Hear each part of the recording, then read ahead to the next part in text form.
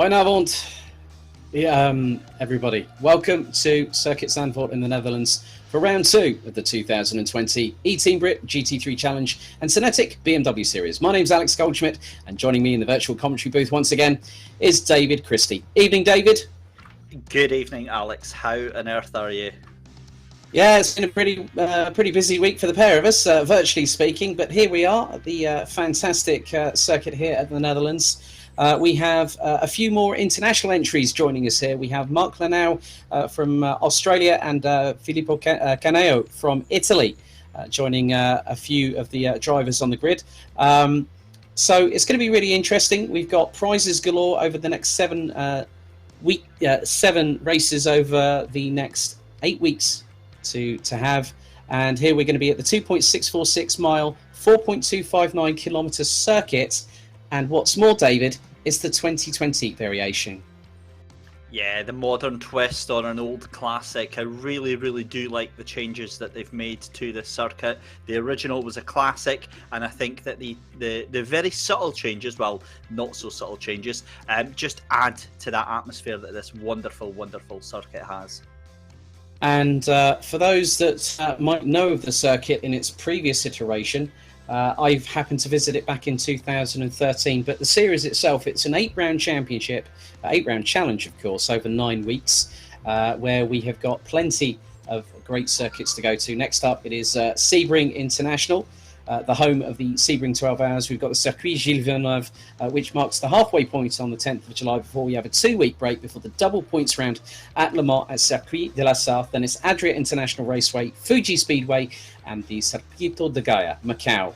And David, the prizes that people can win are just absolutely, truly spectacular.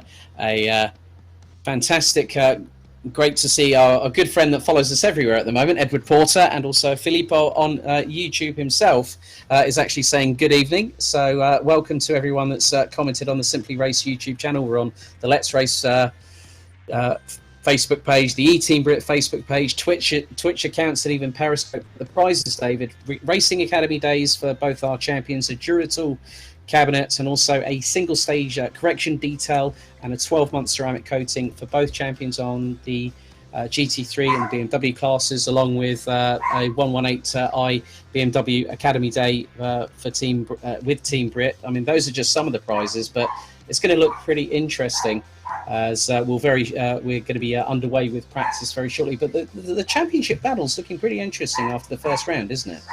It certainly is. I mean, we saw a wonderful start to the season last time round, and I think going back to the prizes, you know, just 1 or 2 of those would be a stellar, attractive lineup for any sim racing or esports competition. But the breadth of them that we've got is just absolutely wonderful. It's really nice to see so many different competitors going to be rewarded with these prizes. I mean, you went on about the tool cabinet and the driving academy day, even the half day at Simply Race as well is going to be just wonderful for all those who are aspiring to jump into the seat for real. Definitely. I mean, we've got 2 special awards, which is spread over both categories. We have the Simply Race Most Sends, which is the most positions gained over the course of the racing. So it's basically an increase of positions. And leading out at the moment is the Netherlands' very own Joey Volk from Driller Esports, who is actually racing with us here. It's his home circuit, just 17 years of age. He's leading that at the moment. Sandro Ballesteros from eTeam BRIT is second with 4 positional gains from Donington Park, and Andy Tucker rounding out the top 3. We've got Aidan Bro, Max Spooner, and Ross McGregor all on equal 4th position. The fastest laps, that's the Texaco Fastest Lap Award, and we're going to get onto a very special anniversary that we both are aware of, and one particular driver that's with us out of the 23 cars that will be running here tonight. We have the Texaco Fastest Lap Award, and it is for the driver that secures the most fastest laps throughout the 8-week calendar. And if 2 particular drivers are tied, we go to count back on their previous results to decide the winner. And the prize for that is a Hesketh James Hunt print, signed by Freddie Hunt himself. And Freddie, what's more, is actually at the Vasaro simulator at the Team BRIT workshop in Dunsfold, and there is a very specific anniversary.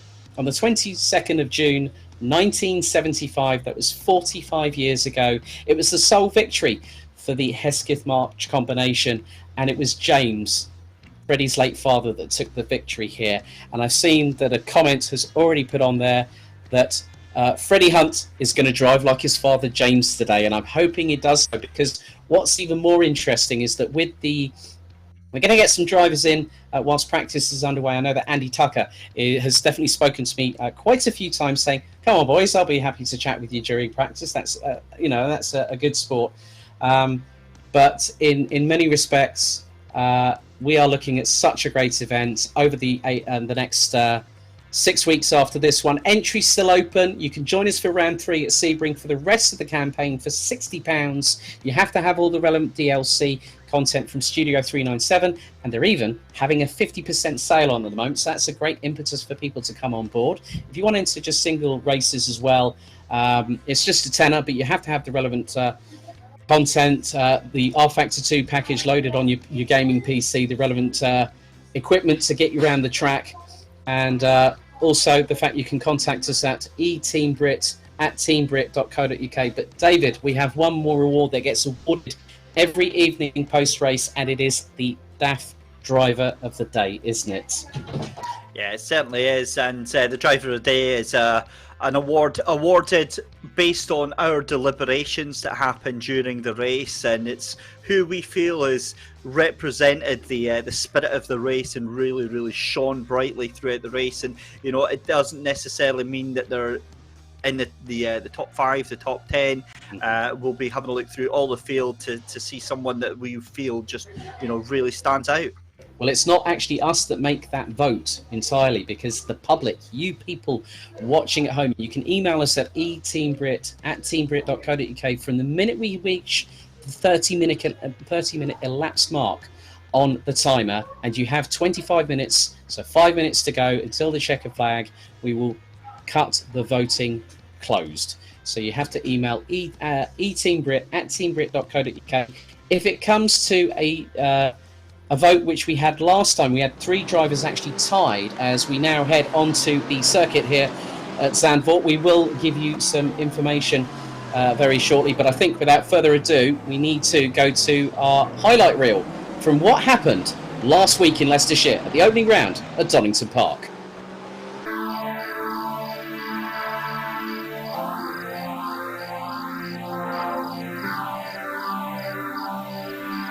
We now round Goddard's. The pace car will pull into the pits. And will we go? Green lights out for round 1 here at Donington Park.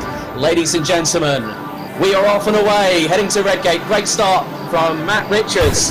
Bobby Trundy looks to go around the outside of Daniel Brewer through Redgate for the first time. This is absolute commitment through the craners. They're going to be pushing over 140 miles an hour in 5th gear as they head towards the old hairpin. Brewer's got the inside line, Trundy to the outside.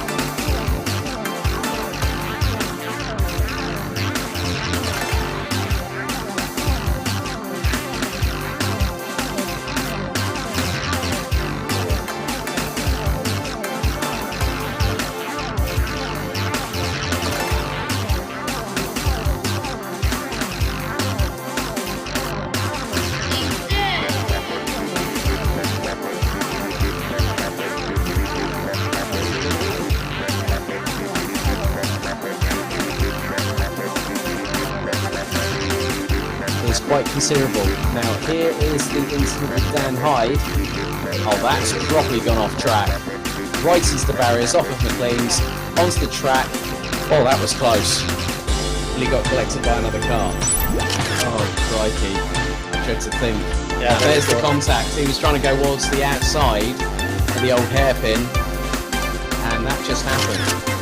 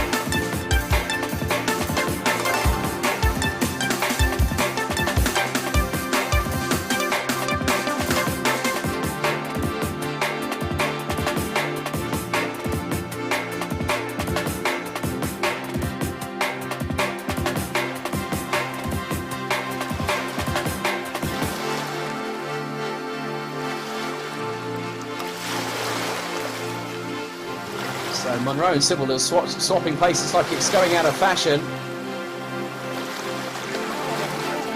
But the checkered flag has been given to Chris Butcher.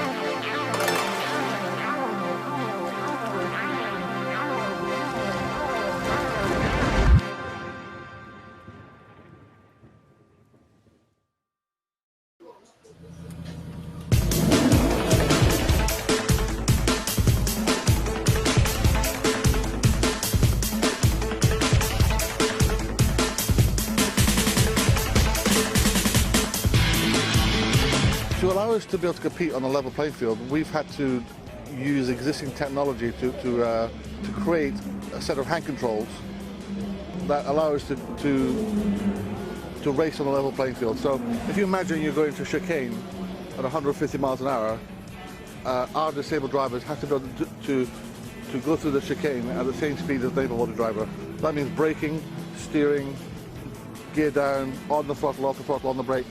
Now, if we keep losing half a second or a few tenths of a second at every chicane, we might be the best driver on the track, but we can't be competitive. So that was the criteria that I gave the engineers. That if we can't do that, then we can't go racing. Al Locke is he's the brains behind our team. He's our race engineer.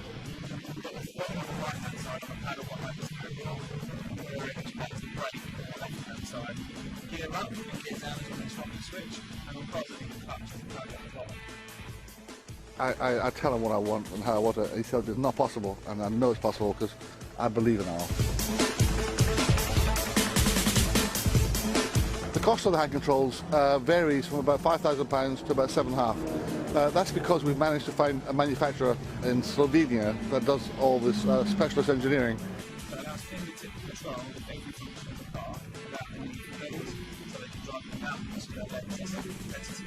None of this would be possible without Al's British engineering. The main thing that inspires me to keep going with Team BRIT is the quest for constant improvement. You know, we've developed a set of hand controls, and we're not a team that's going to rest on their laurels. We're constantly pushing for better and faster developments.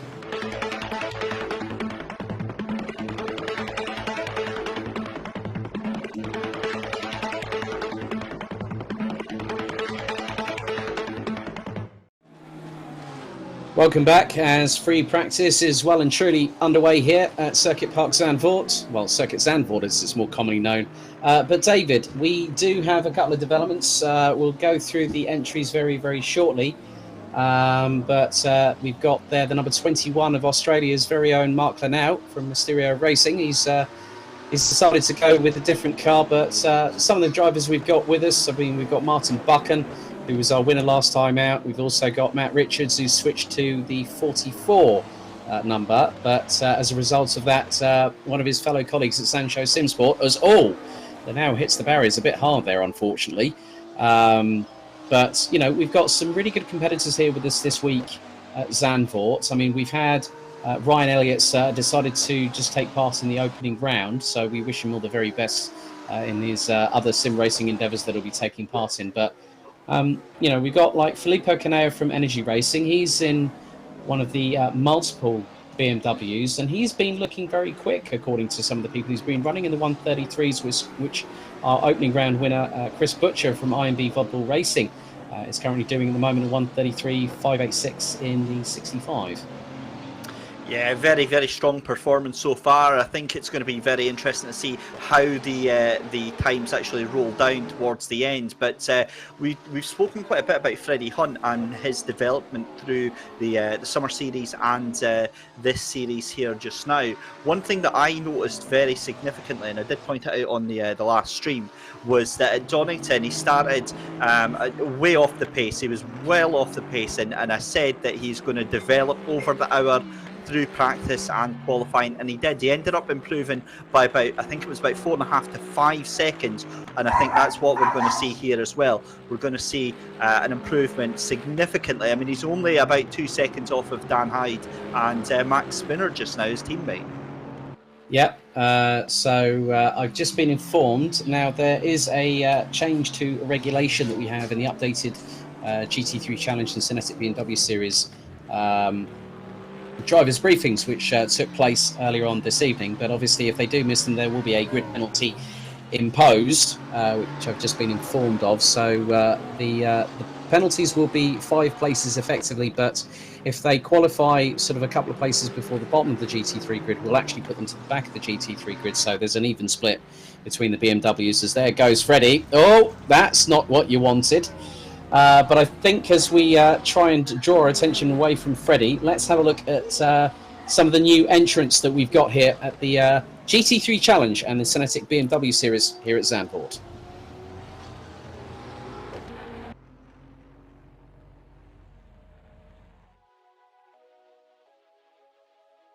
So here's the GT3 entry list, newly revised. So Colin Turkington, we hopefully will have the 4-time British Touring Car Champion with us very, very soon. He's been very busy, obviously, in the ramp-up to the BTCC reopening. Daniel Hyde is back with us, along with Ed Sybil from Cadan Casual Apex. Sandro Ballesteros. Ross Greger has had a power outage on the PC, so he won't be joining us. We've got Bobby Trunley, John Munro. Well, Bobby's on his way, so he will pretty much start, I think, from the back part of the grid in the GT3, so he'll have a lot of work to do over the 1-hour race. Max Spooner and Freddie Hunt down in the workshop for Team Brit. They're running the twin Team Texaco Aston Martins. Andy Tucker and Chris Butcher back with us. Adam Karkaszewski, Aidan Bro, Daniel Brewer and Bradley Brockes are those that were already confirmed for round 1. And then we turn to our 4 new entrants. Well, one's a revised, 3 are new. Filippo Caneo from Italy, running the Energy Racing team. He'll do a part-season campaign with us. Mark Lanau from Australia, out of the Melbourne CBD, will be running the Radical, powered by Ford EcoBoost. Daniel Handover from Sancho Simsport 2 will jump into the 43 Aston Martin. And Matt Richards, our points leader, will go into the number 44 McLaren. And then we go to a slightly revised BMW M2 list with the notable absenteeism of Ryan Elliott, and we wish him all the very best. So we've got Ben Hetherington, our current points leader, Martin Buchan. We finally see the bright green fluorescent BMW of Louis Stewart in the number 13 with No Nonsense Racing's Dave Martin, and Christian Kelly is hopefully going to make it to the grid in the 14 Camsport BMW.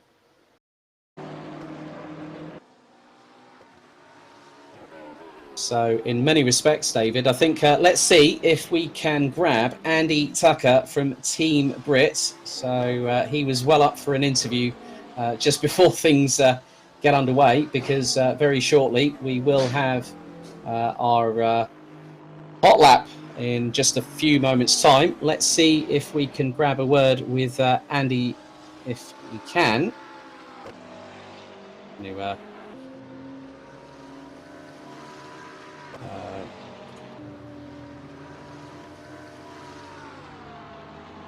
So I just sent him a message saying, can you get yourself into the interview waiting room? So there is Andy Tucker.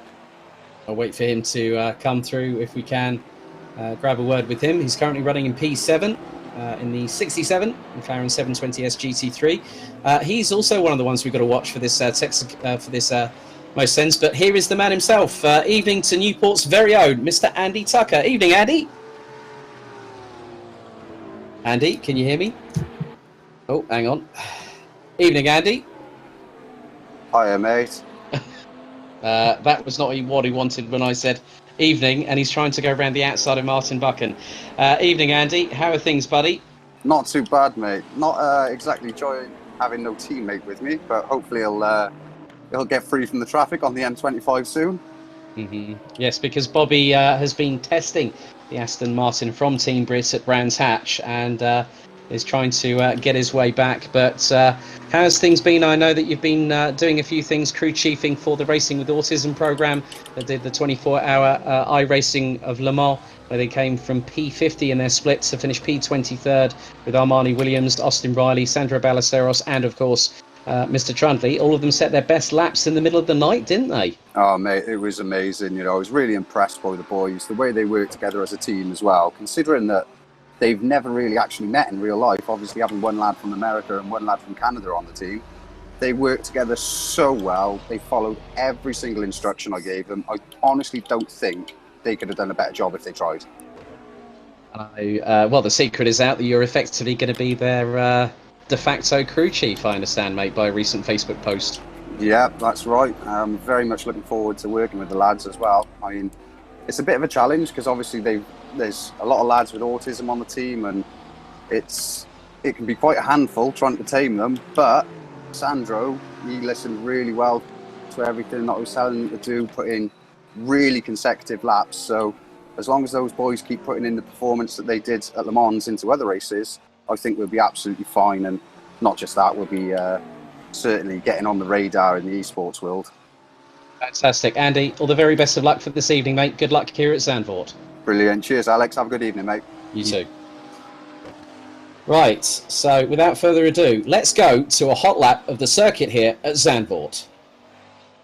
We're now on board the McLaren 720S GT3 for a lap here at Circuit Zandvoort, the 2020 variation, braking from 6th gear, 253, down the gearbox into second through turn 1 at Tarzan at around 95 kilometres an hour. The back end steps to the left-hand side of the McLaren as the power is put down, heading through Gerlach, through at around 140 in third, braking down to second, slowest pole on the circuit through Hugenholtz at turn 3, around about 80 kilometres an hour. Putting on the power, accelerating up through the gears. Third gear, fourth gear, 180 kilometres an hour through into Unserug, and we exit the corner at around fifth gear, 210 through Rob Slaughtermacher at turn 5 as we brake all the way down to fourth gear, around about 175 on the entrance to Schivlach. Up the gears again, down to 140 kph in third gear through Masters at turn 7, through turn 8, which has no nondescript name. Second gear, again up to third, down to second for turn 9, the left-hander, which is taken at around about 90 kilometres an hour. Up the gears, third gear, through the rev range, fourth gear, up to fifth, round about now as we put on the brakes through for Hans Ernst, turns 10 and 11. Second gear, 90 kilometres an hour through the first part, then 80 through the second. 2 more corners to go. On the accelerator once again, third gear, fourth gear, down to third, down to second, through Kumo at around 135 kilometres an hour. There's the aggressive banking on the new variation through Ari Leyendag-Bocht, through turn 13. Fifth gear, 220 kilometres an hour. And we come up to the start-finish line in a 137.781.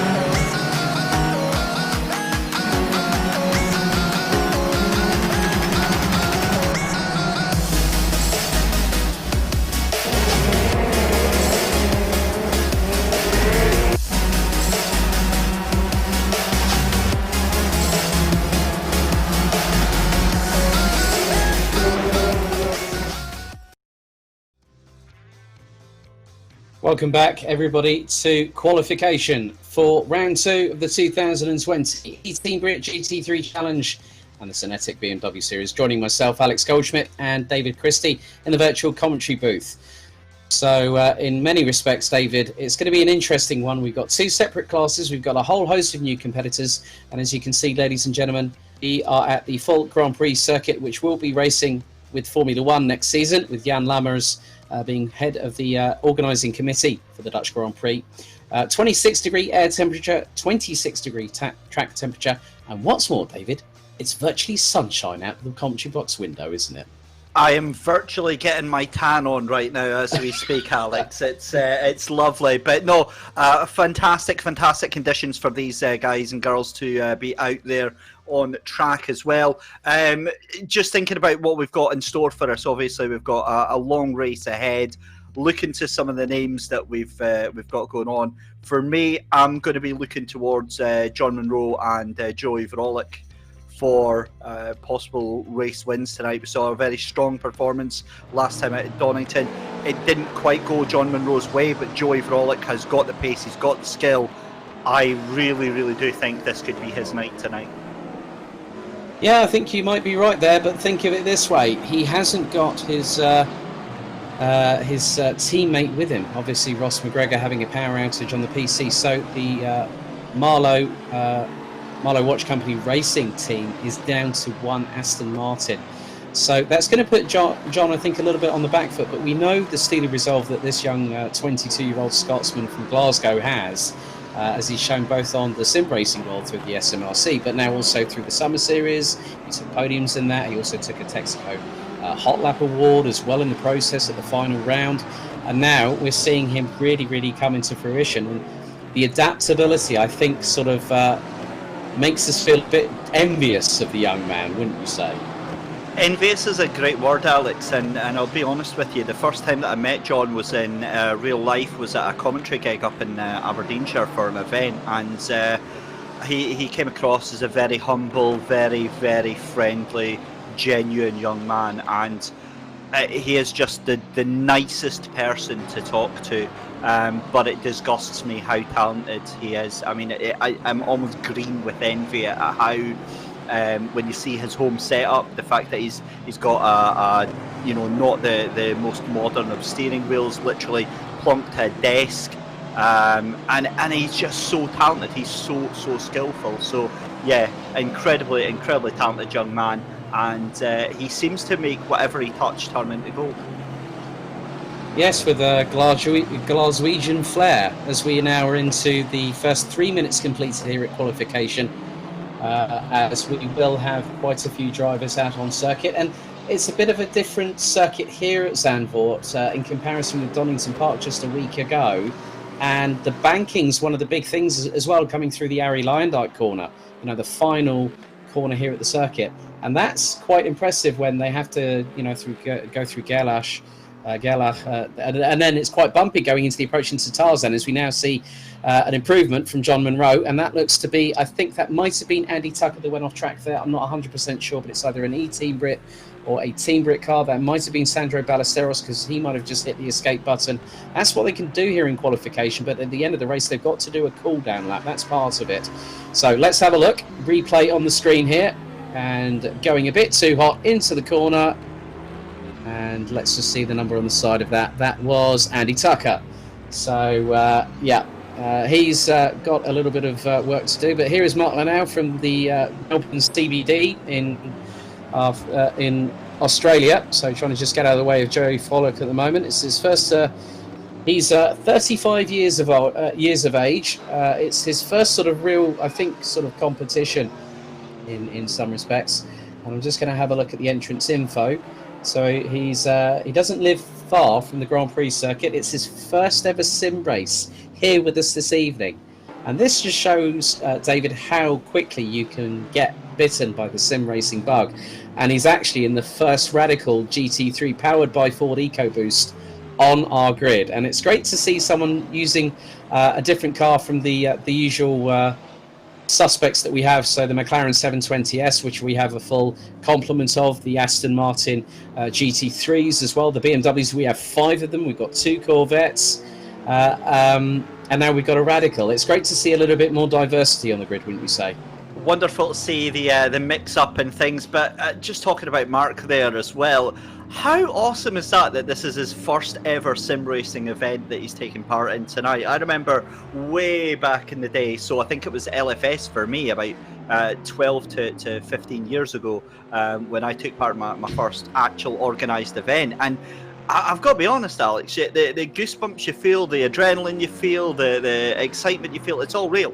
Maybe virtual racing, but the control you have to put yourself through is all absolutely real. So best of luck to Mark tonight, and I hope he has a fantastic time. Yes, indeed. So at the moment, Chris Butcher, our winner from round 1, is leading the current standings in qualification ahead of Matt Richards, who's switched to the number 44. And also Dan Brewer, Chris Butcher's teammate at IMB Vodbull Racing, is in P3, and then it is the Polish driver by the name of Adam Karkoszewski in the 88 Lunar Racing and the M6 GT3. He's currently running in P4 in the early stages. There's Aidan Brewer on your screens, and I love this livery. Now, if you want something to stand out, you go Chrome and Aidan. Now, this is a livery that he runs in a few other ACC championships, but to see it now, we saw a very much a T1000 version of it last time out at Donington Park, but now we've got the lovely chrome, the red accents, and also the gloss black there. I mean, that looks like a really lovely car. I think that's what the kids call proper lit, isn't it? Yeah, or sick, or whatever it is. I mean, I'm in my 40s. I don't know what some of these terms mean, but I just keep on going with it. But Aidan's on an outlap. He's already set to 1 minute 34.147. That puts him ahead of Andy Tucker. Jove Hollock at the moment rounding out the top 10. And at the moment, Christian Kelly in the number 14 from Camsport is leading the way in qualification of the SYNETIQ BMW series. And he's running at a 1 minute 46. So the disparity between the two classes yet again is being shown. But I think in many respects, David, it's quite nice to see that little bit of diversity here between the two classes.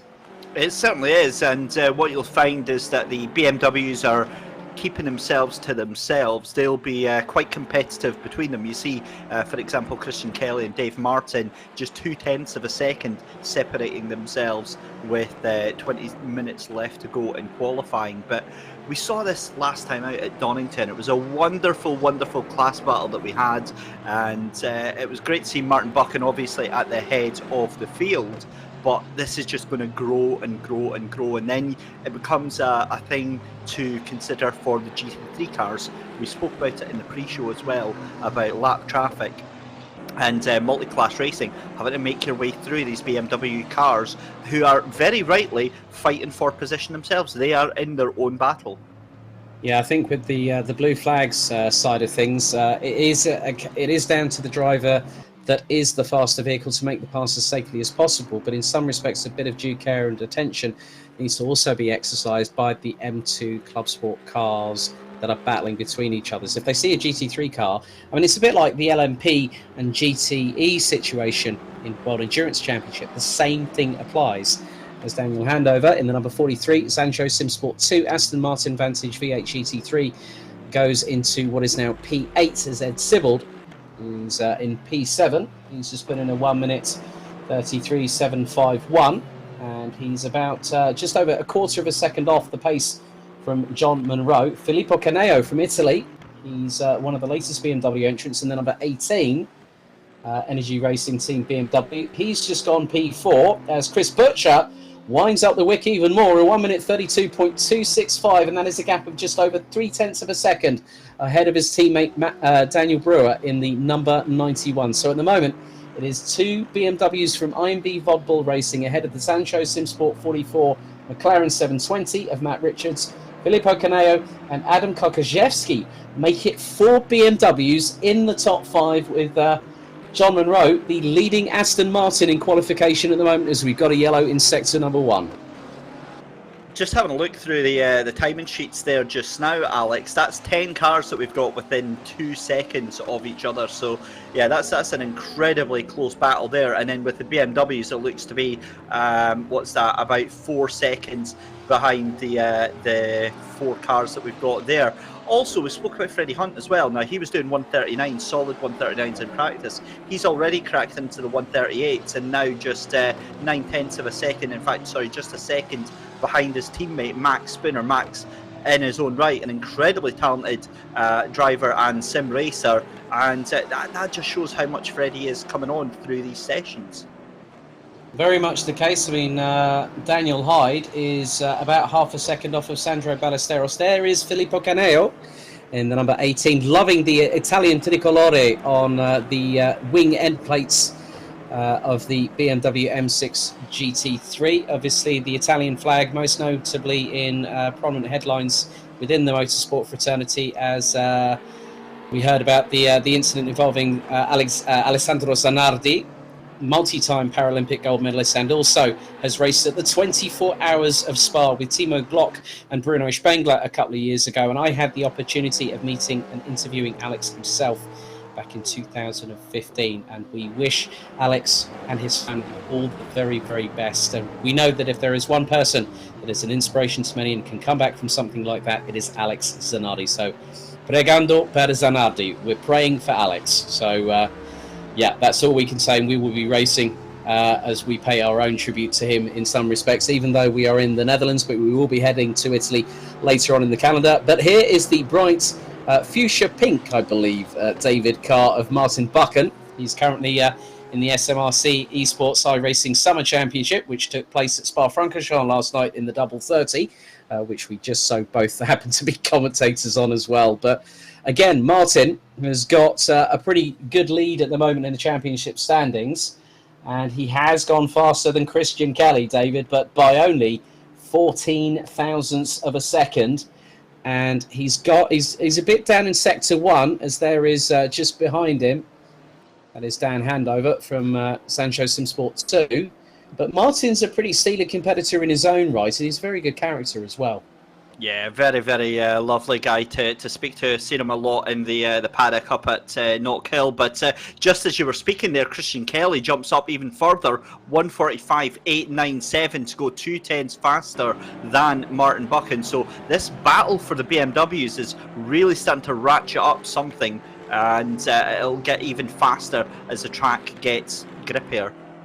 Now, there's one person that we haven't seen that was unable to make it for round 1 due to issues, and that was Louis Stewart. Now, he did have server problems, I think, trying to enter the server and was not able to make it. But I have seen that he is in the driver's chat. So whether he's just biding his time or whether he's deciding to maybe just sort of sit at the back and see what happens come the beginning of the 60-minute race, which will start at around about 8:05 this evening.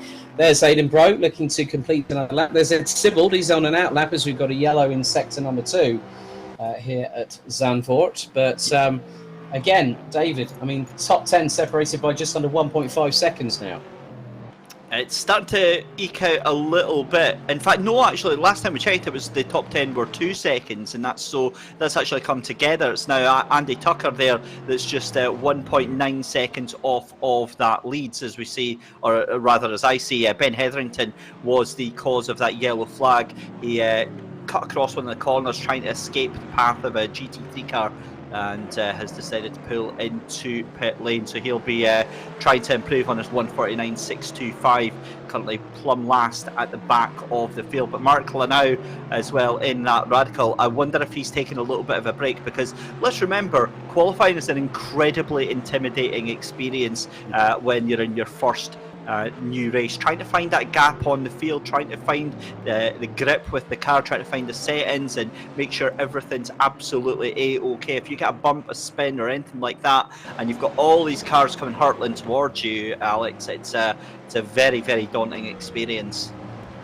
Very much the case, and obviously the Radical is a very different departure to the heavily road-going based vehicles that we see in GT3s. And obviously the Radical, it's very much like the old Mercedes SL 300 SL back in the 50s and 60s. You know, the old gull wing look. It's very much like the DeLorean of GT3 cars, but without the 88-mile-an-hour time travel aspect. But I mean, it's a pretty impressive looking car. I mean, it's a V6 twin turbocharged Ford EcoBoost engine that powers that thing, and from what I understand, it's a bit of a handful. And Mark, originally when he entered, he wanted to look at the Mercedes GT3 as an alternative, but then decided, you know what, I'm going to give it a go and do something different. And it's nice to see someone sort of think outside the box and go, I'm going to go radical, and I'm going to go in the radical for my first attempt at a sim race. And yeah, it's probably been a bit of a out of the frying pan and into the fire situation as Freddie lets Joey Follock get past. Follock now up into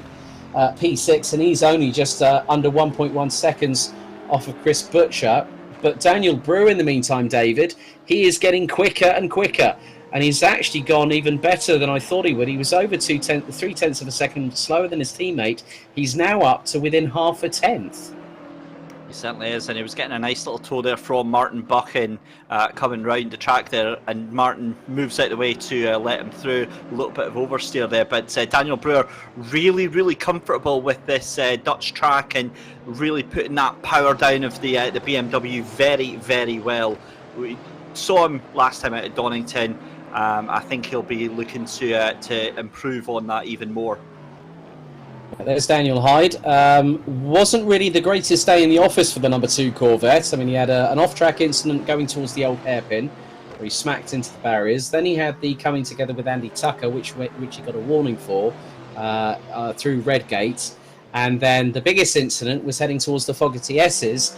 And then all of a sudden, Dave Martin is trying to be passed by the Corvette at 220 kph on the Starkey Straight, heading towards the Fogarty S's. In 5th gear, he's got 2 wheels on the grass, and then just literally turns in, hits Martin whilst coming back onto the circuit, and then ends up putting himself in the kitty litter. And Dave Martin was robbed of a rostrum, so Dan got a stop-go penalty as a result of that drive-through. But Grant Lyman, our race director, he was very, very stern when I was in the driver's briefing, saying that, look, just don't, we will be keeping an eye on incidents that are happening, and we will penalise as required depending on severity of an incident and the circumstances surrounding it. So the drivers have been warned to be on their best behaviour here at round 2. And with a tight circuit like Zandvoort, it is very easy for one incident to cause a chain reaction, but hopefully we won't see that this evening. Yeah, it's a very tight, twisty circuit, and there is the potential for mayhem. But then we saw that last time at Donington. There's parts of that circuit where it could become an absolute logjam if something bad was to happen. I think these drivers are suitably experienced enough to deal with that, with the exception of some of the newcomers tonight. I really can't see anything. I'm going to touch my desk here. I can't see anything too bad happening tonight. So, in other words, touch wood, and I'm going to do this. Yes. So I've done that on both our behalf. So, but the biggest thing is that one of the questions that always gets asked between a commentary duo, and it's one that we're not going to answer, but you know what the question is. It's basically, who do you think's going to win it? Well, it's difficult to say because we've got a 60-minute race. The drivers will have to spend a minimum of 30 seconds in the pit lane. They've got to change all 4 tyres. They're possibly going to take on fuel. And also with incidents, they've got to take care of blue flags. I mean, there's so many different factors here. But one of the best things about this race is that we've got a track that is going to be 26 degrees on track temperature, 26 degrees, which is actually a little bit lower than the experience that a lot of us have had over the past few days before some got thunderstorms. I think I understand in your part of the woods, David, that it's been absolutely raining like a good one up there. But most of the time it's been anywhere between 27 to 33 degrees at most points around the UK, Ireland and Scotland. It was a tale of two halves yesterday. A couple of days ago I got burnt to a crisp going for my daily walk, and then today it's just been absolutely pelting it down. That's of course why we don't have Ross McGregor with us tonight. A thunderstorm, I believe, has knocked out the power to his area. So yeah, it's a real mixed bag up here in Scotland. You have to pack for all 4 seasons. Very true. And when I do come up to visit there north of the border, I definitely will be bringing every kind of raincoats, galoshes, dungarees, welly boots, and God knows whatever else in the back of my car when I come to visit you, mate. And the midgie spray. Yeah. I was wondering when that was going to come up, but there is Sandro Ballesteros, just 13 years of age. Well, no, that's the number. Yeah, that's number 23. That is Bobby Trundley. He's made it in time for qualification. That's outrageous. Heat stroke and all after testing in the Aston Martin GT4 at Brands Hatch in the Garden of England to virtual Circuit Zandvoort, and he's with 10 minutes to go. He's got a good chance. I mean, Bobby, let's not forget he finished in the top 10 last time out.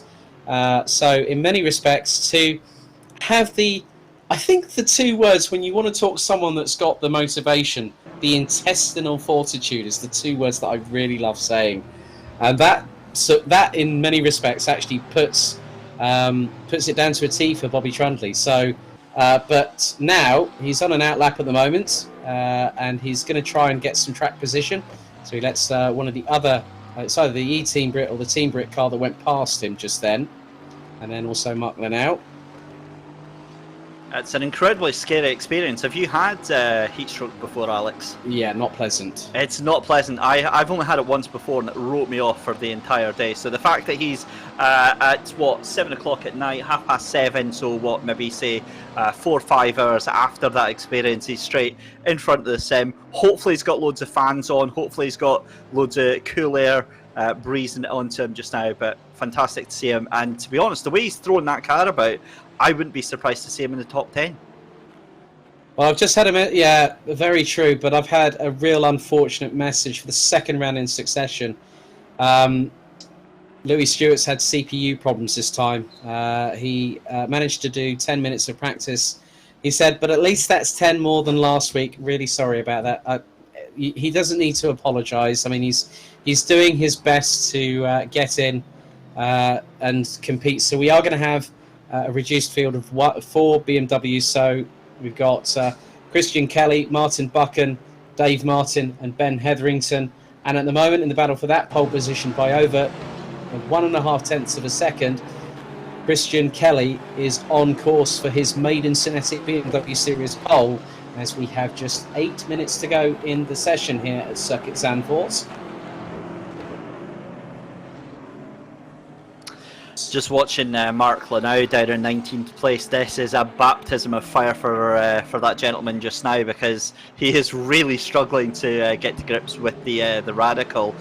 We spoke about it earlier. I always think that it's got a lot in common in terms of looks like an LMP car, but he's doing his best to stay off the racing line for all the cars and get his laps in, and he'll improve over the race, and this will be a fantastic experience for him.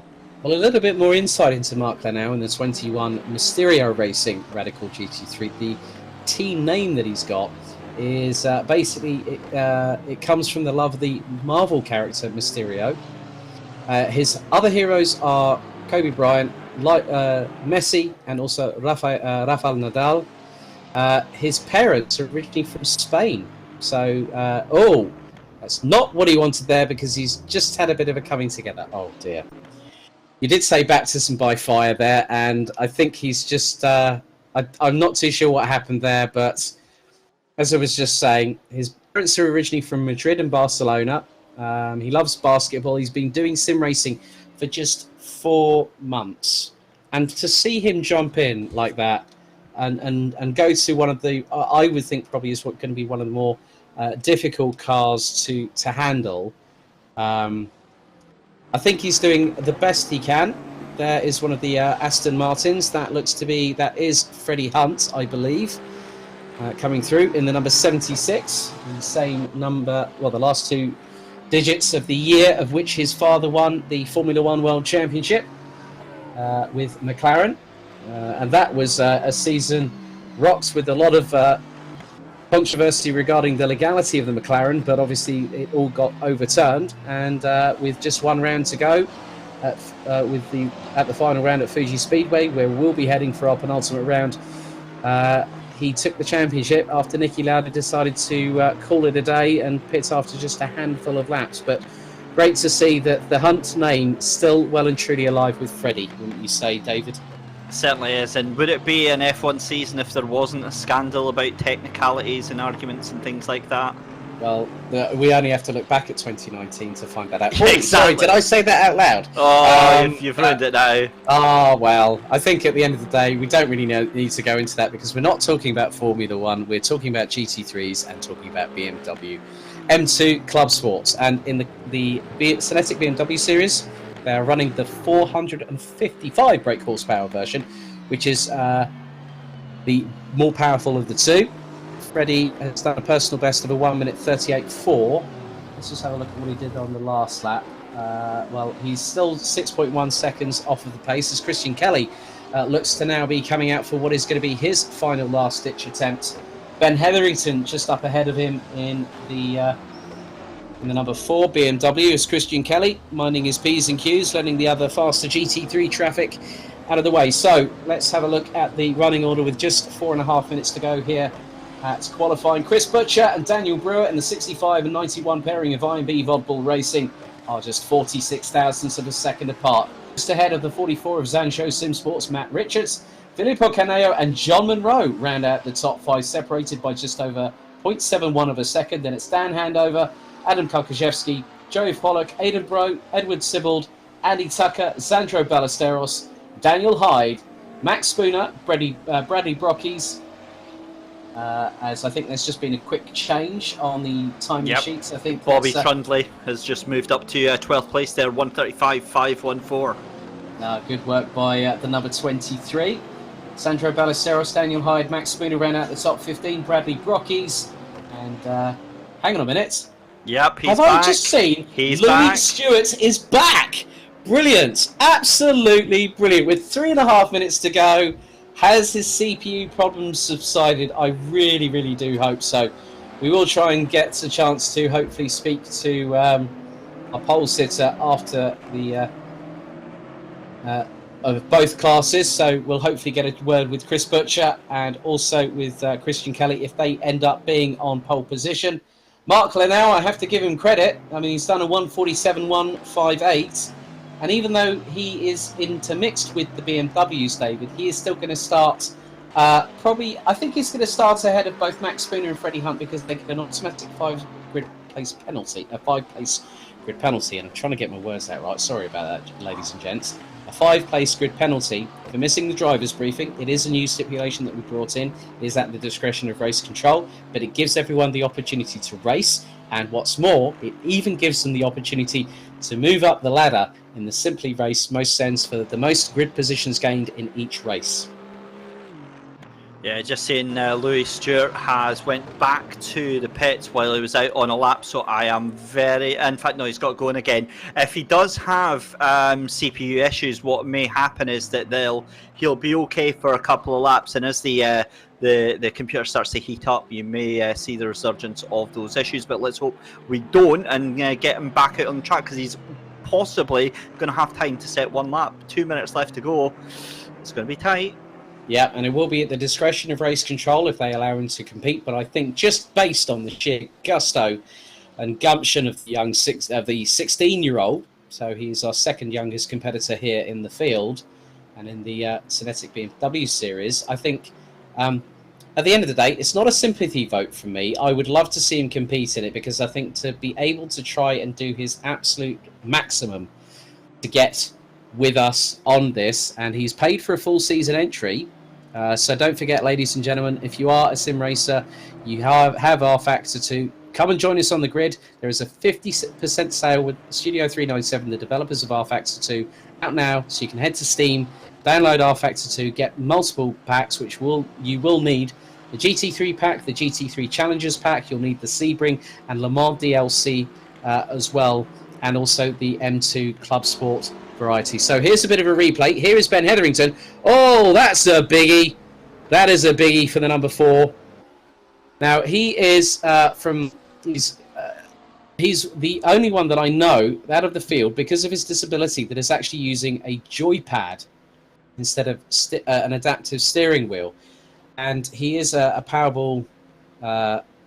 He's a power chair footballer for Clyde and also for Clyde FC and for Scotland. But that was a bit of a hairy moment. Here's Sandro Ballesteros as we now come into the last 30 seconds of qualification. And Daniel Brewer is not going to respond, but I think that Matt Richards, according to the timing screens, David, is about to put in a flyer, and he's just done his fastest in Sector 1.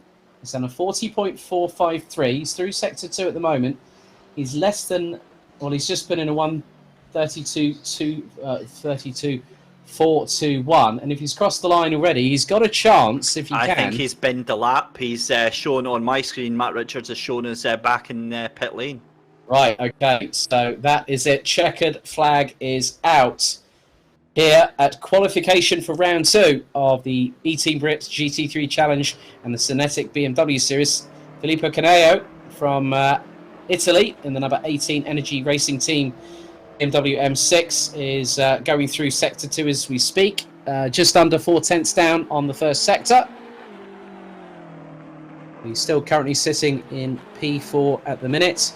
Again, I think it's probably just gauging how the track's rubbered in, because it's not a lap that he's going to be able to improve on, David, but still a good way to analyse the track before going green in just a few moments' time.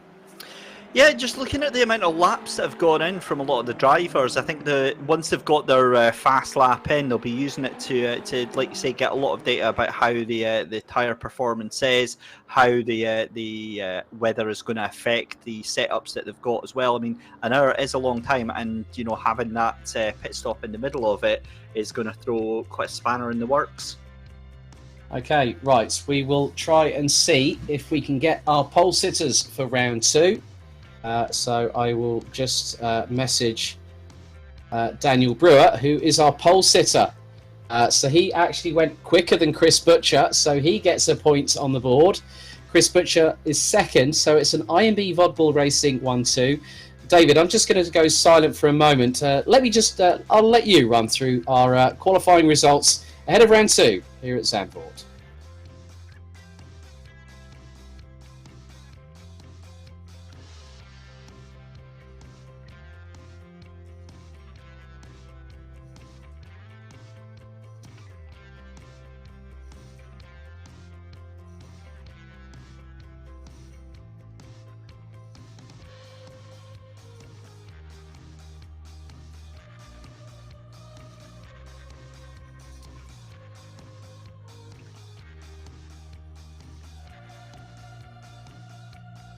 Right, so just bear with us just a moment, ladies and gentlemen. I'm just in the process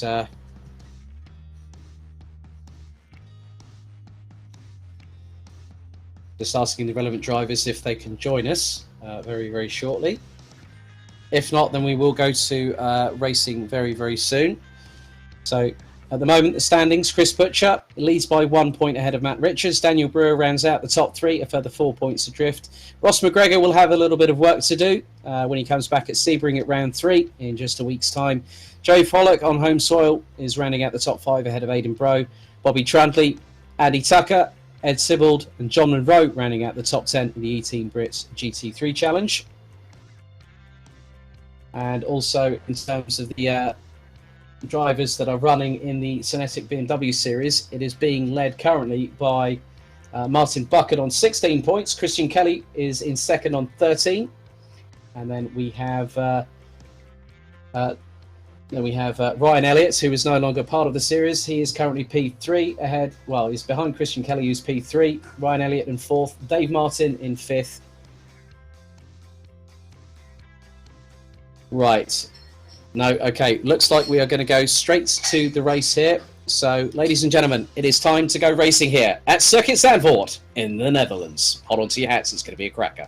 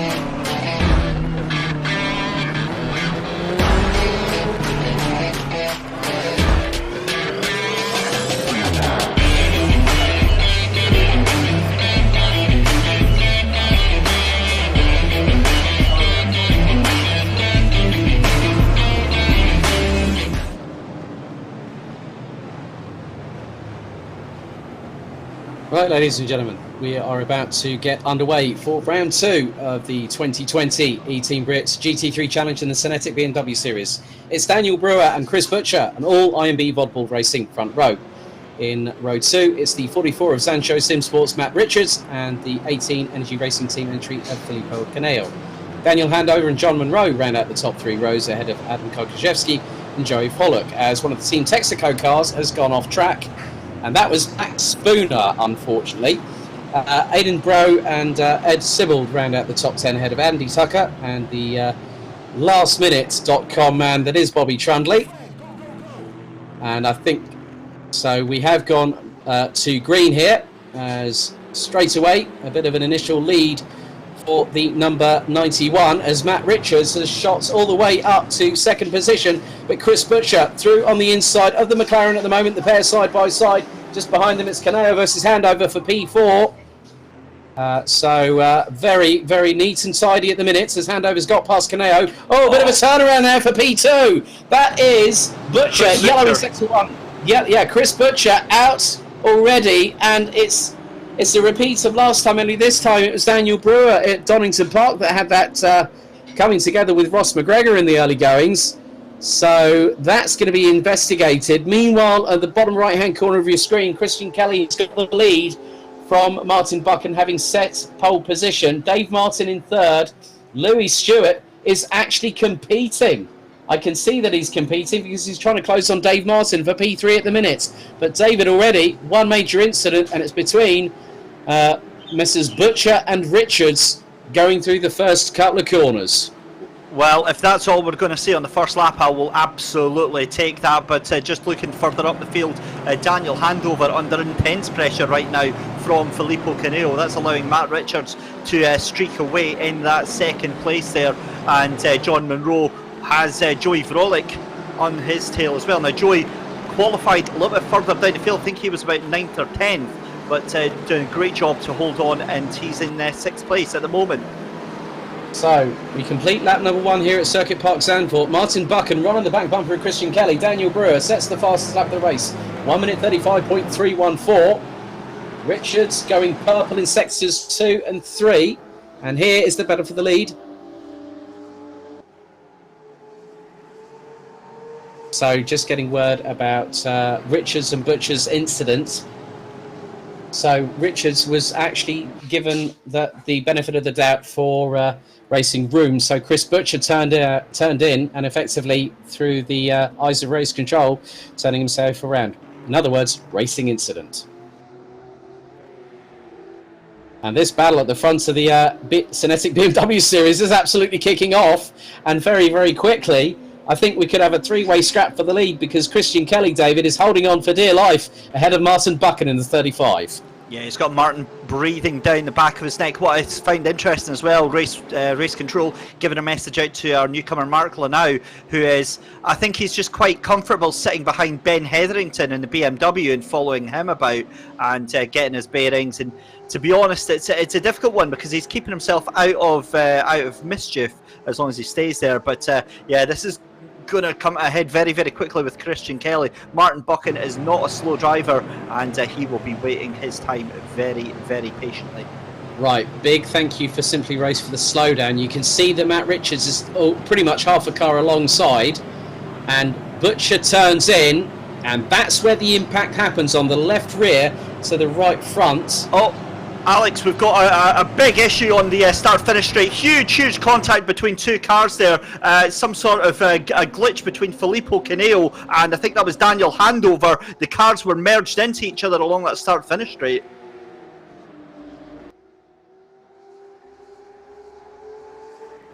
Okay, right, race control is considering a restart of the race. Major incident, one of the cars losing a right rear wheel. So just more contact, Daniel Hyde, and that is Bobby Trundley. I think that is coming into contact together. They're both off into the gravel trap as well. So we wait for, now that is Daniel Handover's car. That is crabbing to the right-hand side. So let's, right.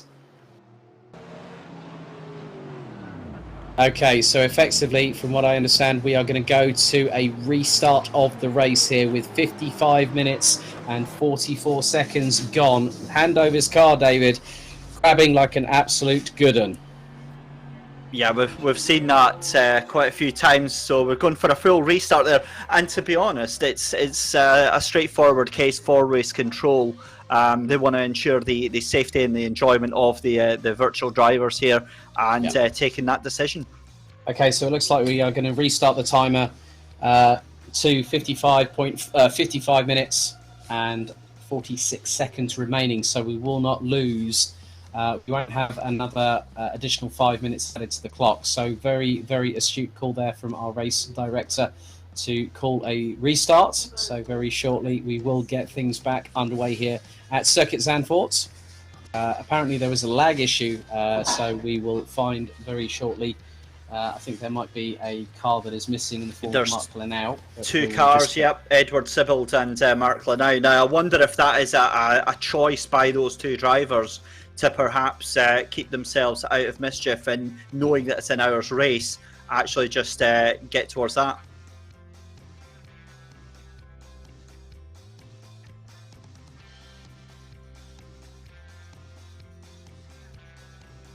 So it looks like we're going to be getting things underway.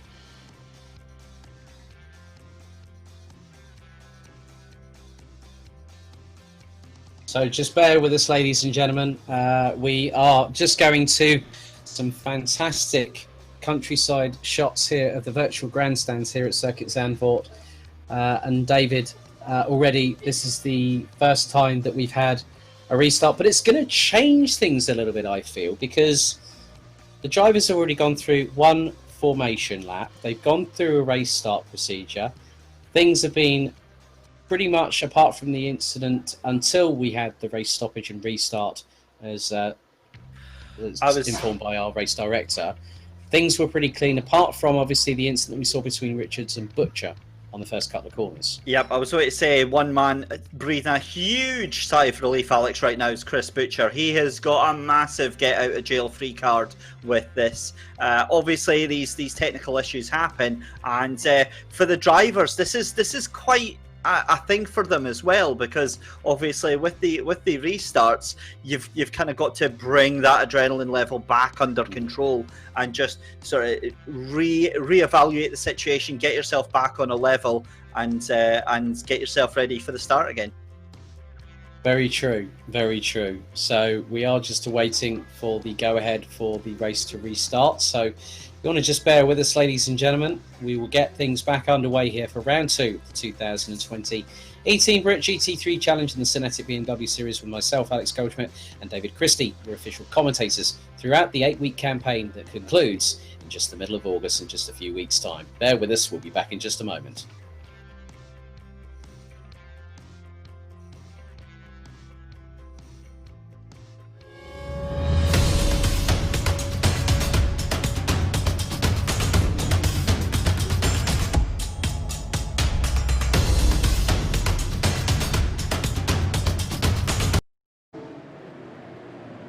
Right, here we go, ladies and gentlemen, back again, ready to restart. So it will be Brewer from Butcher, Richards, Caneo, Handover, Monroe, Kalkaszewski and Frolic. Bro and Sibbald round at the top 10 ahead of Tucker, Trundy, Ballesteros, Hyde, Brockies, Lanau, Spooner and Hunt, and 5 BMW M2 Club Sports on the grid. Christian Kelly, Martin Buchan, Dave Martin, Louis Stewart and Ben Hetherington. And as you said, David, Chris Butcher is breathing the biggest sigh of relief. I think I could probably feel my ears burning on that one. But here we go, ladies and gentlemen. They come down the start, finish straight. Here we go. Lights are out and we are racing. Heading into Tarzan for the first time as the BMWs now make their way through the Uri Lyndike box. And again, it is pretty much a repeat of what we saw from Matt Richards. He got a brilliant start on Chris Butcher. This time a lot cleaner through Gerlach as they go through towards the far part of the circuit for the first time. But at the moment, Chris Butcher really making sure he's keeping it neat and tidy this time around and slots in behind Richards. So Brewer, Richards, Butcher, handover past Caneo again. And Kalkaszewski is ahead of Volok and Monroe as Sibbald and Bro round out the top 10. Oh, huge moment there for Joey Vrolik there, down in 7th place, and he moves up to 6th place on the inside of Aram Karkazuski. This is a cracking little battle that I'm watching down in 6th and 7th place here. John Monroe just behind them as well, trying to take advantage of this. So yeah, this is an awesome start to the race, less than a minute into it. Yeah, and on the bottom right-hand corner of your screens, you can see that Christian Kelly has got a half-second advantage over Martin Buchan. Dave Martin, Louis Stewart and Ben Hetherington all circulating so far, and they're split from front to rear bumper by just over 6 seconds.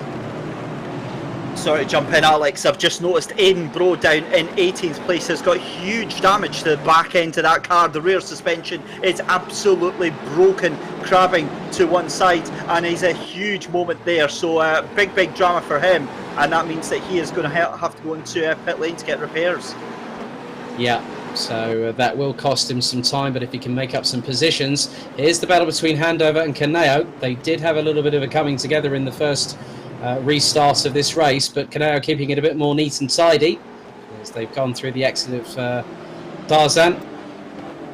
And it's a really good dynamic circuit here as they're heading through Hugenholz, David, and it's really a track filled with commitment, and it's proper old school too. So the drivers won't really get a respite in the next 57 minutes and 50 seconds. There's a bit of a dust kicked up by both rear wheels at certain points of the circuit by Daniel Handover in the Sancho Simsport 2 43 Aston Martin. Yeah, we're going to see this developing over the race. I was watching Matt Richards there in 2nd place, and I had great fun doing that track guide video in the McLaren. But one thing they do not like is they hate the curbs here, and watch it, because Matt Richards unsettled the car, and he did very well to keep control of it. And also going through Schieflach is still the pairing of Kelly and Buchan. And Buchan nearly had a moment of daylight to send it up the inside of the number 14. But Christian Kelly, who actually owns an M2 competition in real life, has really come alive in this second round. I mean, Buchan ran away with it at Donington Park, but now he's getting a bit of a taste of his own medicine, isn't he, really? These BMWs are very heavy cars, and you know, Martin's got a little bit of experience. He's now essentially double stinting in both this and the SMRC championship, where he races in the BMW as well. So maybe he's a little bit more accustomed to the momentum changes and the weight of this car, because the pace difference between the two is absolutely staggering right now. Yeah, and just looking at the lap times, Mark Lanau, after qualifying, he's now in the 1:45.5s. So the Aussie from Melbourne, running in the Radical number 21, doing a pretty good job. He's setting personal bests, and for his first proper sim race after 4 months of getting behind the wheel, I have to applaud that man, really. As we've got a yellow in sector 1, as there was one car turned around there. Now I'm wondering that is Mark Lanau. Oh, I spoke too soon. Commentator's curse. My apologies, buddy. But in many respects, as Aidan Bro is now down to stone dead last behind everybody, and he is in the pits. Let's have a look. Here's the replay, and he's just lost it. Yeah, he's gone wide, but he's having to, and now he's collected. Who is that in the McLaren on his right? That is, I can't make out the number. That is Bobby Trundley, and he's just walloped the barriers big time. Oh my goodness, that Aston, before it ended up in the pit lane, was looking invariably second hand and more than just a bit scuffed up. Yep, and the battle for second now. Butcher going towards the outside of Richards, heading into Tarzan, a little bit of wheel arch rubbing. But Richards keeps the position, cut back through by Butcher, side by side through Gerlach into the next couple of corners, and it's not been easy for either of them, but by Hugenholz, Matt Richards gets the position back. He's about half a car length ahead, and I think there was a little bit of rubbing there between the two, but Butcher still, I think it's a lot cleaner, but now Handover's coming into the battle, and he really hustled it, coming down through into Schieflach there, and Caneo is now waiting in the wings, and here, David, comes Joe Volk from the Netherlands in P6. This is absolutely explosive. Yeah, and this is just bubbling over nicely. And look at Daniel Brewer; he's not that far away. A second and a half ahead of this battle, as we see Daniel Handover having a look up the inside there, thinks better of it, tries to power slide that car round the corner, and Felipe Caneo must be absolutely rubbing his hands together in glee. He's well up into the mix of this, as is Joey Vrolik. So we go on board with the Italian, right on the back bumper. Oh, that was very, very close. For the number 18 Energy Racing Team BMW M6 GT3. So they are now coming through Kumo and then into the Unrelenting over the start-finish line. They will come very, very shortly. And you can just see 250 kilometers an hour in climbing, and he's got the slipstream. He's hitting nearly 265 in 6th gear was Filippo Canao, right on the back bumper, closing up on the brakes.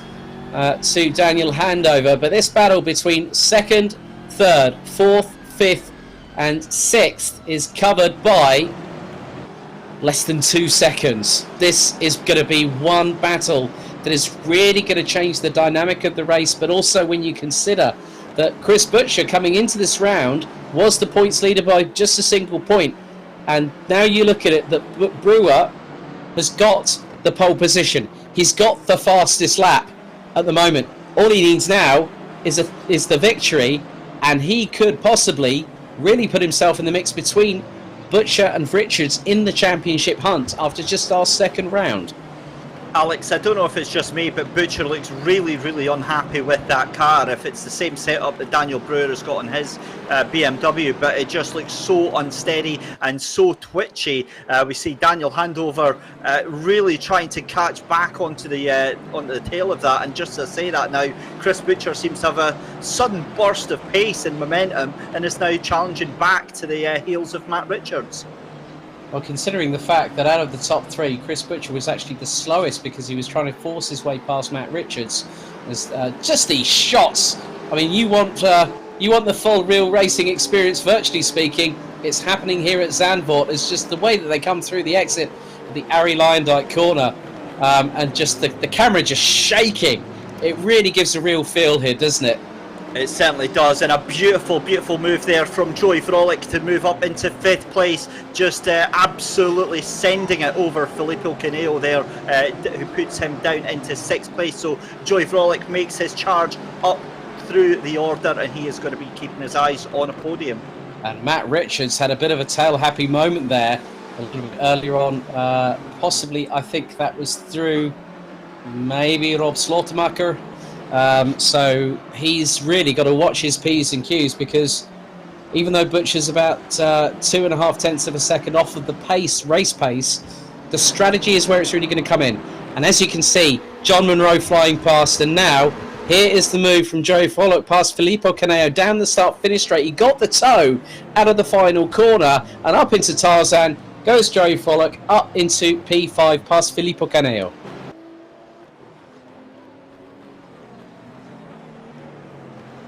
So now we head back to the battle for 2nd, 3rd and 4th position.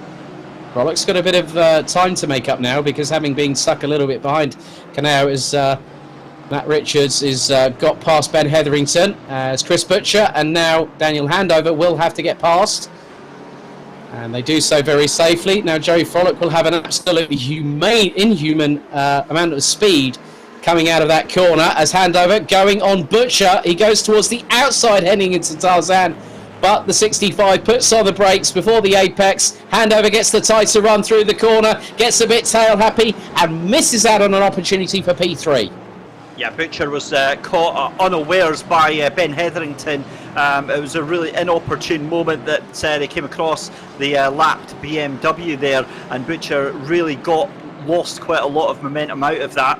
Daniel Handover, though, as you said, just couldn't take advantage of it. And unfortunately, we have had our first DNF of the evening, and I am really, really sad to say this, but Mark Lanau has DNF'd after just a couple of laps here. It wasn't going to be an easy choice of what car he chose, but I mean, kudos to him for going through a 30-minute qualification session and then trying to get into an hour's race. But Mark Lanau brings us down to 22 competitors. Aidan Bro is a lap off of the SYNETIQ BMW Series competitors who are rounded out by Ben Hetherington. Really good to see that Louis Stewart is currently in P4, and he's about 8 seconds off of Dean Martin. As again, the battle. Now here is Louis Stewart. He's got to watch it now. Oh, that was close. As that's allowed handover to thread the eye through the needle. Past Chris Butcher into P3. And Butcher, I'm sure, will not be happy about that one. Louis Stewart taking out contact with Joey Vrolik there. That's a shame. And, Butcher's gone sideways into the wall off the final corner. That was close if ever I thought it. That BMW is going to have damage on the left-hand side. It's going to compromise his race. But he's still keeping it planted side by side through Tarzan on the exit. Chris Butcher, if he gets this move, that's absolutely brilliant. But no, he doesn't. Handover goes sideways. Contact with Butcher on the back of handover. I don't know if he actually did hit that wall there. It certainly did look like it, but I wonder if that was just a trick of the camera. Certainly with the pace and the way that he just bounced back onto the racing line, I think that may have been a bit of a mysterious issue of the internet, shall we say. But Chris Butcher, I think that'll be getting looked into by race control, Alex. Yeah, very much the case. I think right, just getting a yeah. Okay, so Handover actually lost the car on his own, according to race control. So unfortunately, that is not a contact incident. And here is one of the Team Texaco cars going a bit sideways here. And that is Max Spooner. And yeah, that car is going completely sideways. And that doesn't look like it's going to end very well, because that car is spearing its nose. No, he caught it. And the lead, oh my goodness me. Now the battle between Christian Kelly and also Martin Buchan. They've had to get out of the way quickly, because now Brewer has got a gap over Richards, as there was a brief yellow in Sector 2. Yeah, and that gap's come down massively, Alex. It was 2 seconds. It's now just down to 0.2 of a second. Now, obviously, I'm wondering if Brewer's had issues trying to get past Christian Kelly and Martin Buchan. And Buchan's now got the lead in the BMW series. So he's got ahead of Christian Kelly now for P1 in that class. But Dean Martin, he's not that far behind. He is starting to close in terms of the side of things. So, yeah, I mean, that's going to be very interesting indeed, David.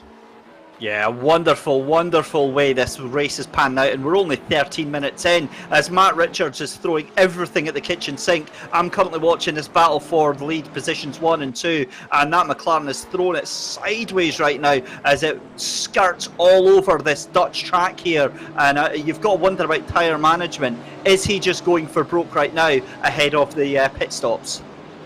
Well, it depends if he's putting in the hot laps. I mean, Daniel Brewer, his best lap of the race so far, 1 minute 34.068.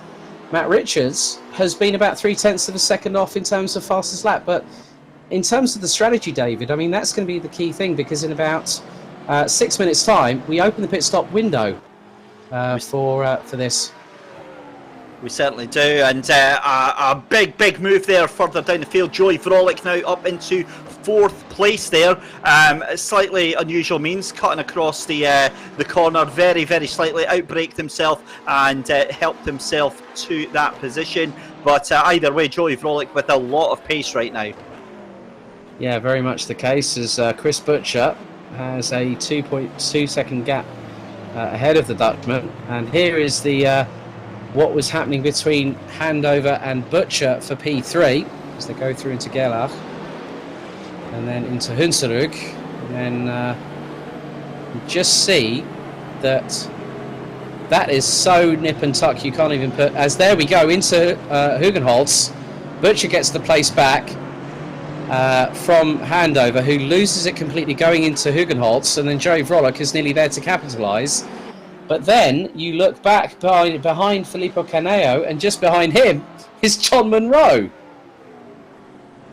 It beggars belief, because John was about 2.5 to 4 seconds behind that battle for 4th, 5th and 6th, and he's firmly into that one now, because Filippo Caneo putting Daniel Handover under all sorts of pressure, and this is allowing Joey Vrolik to stretch away in 4th place. John Munro up the inside of Filippo Caneo.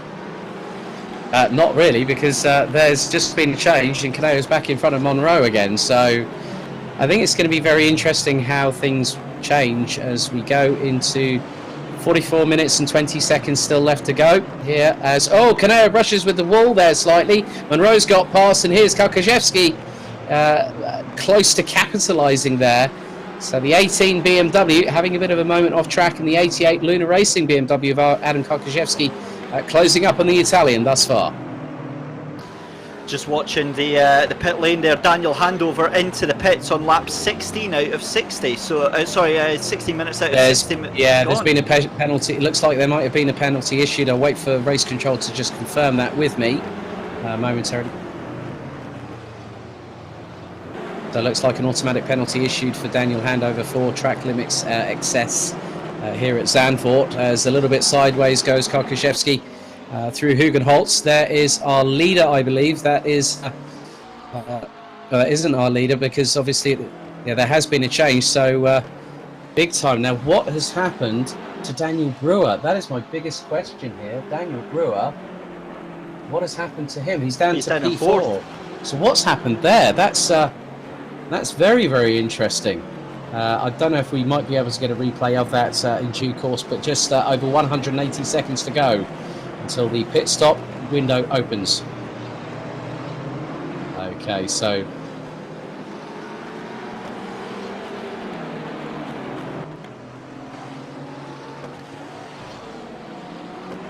it might have been an issue of some description, maybe at Daniel Brewer's end. I've just been informed, David, that he went straight on at turn 1, and that's dropped him down to P4, but he is still ahead of John Monroe by about 0.8 of a second at the moment. Yeah, he's got going as well. I wonder if that's maybe a pedals issue. It's not unheard of for pedals to become disconnected during the race, and very quick disconnect, reconnect of the steering wheel usually sorts that out. That would tie in with what he's done.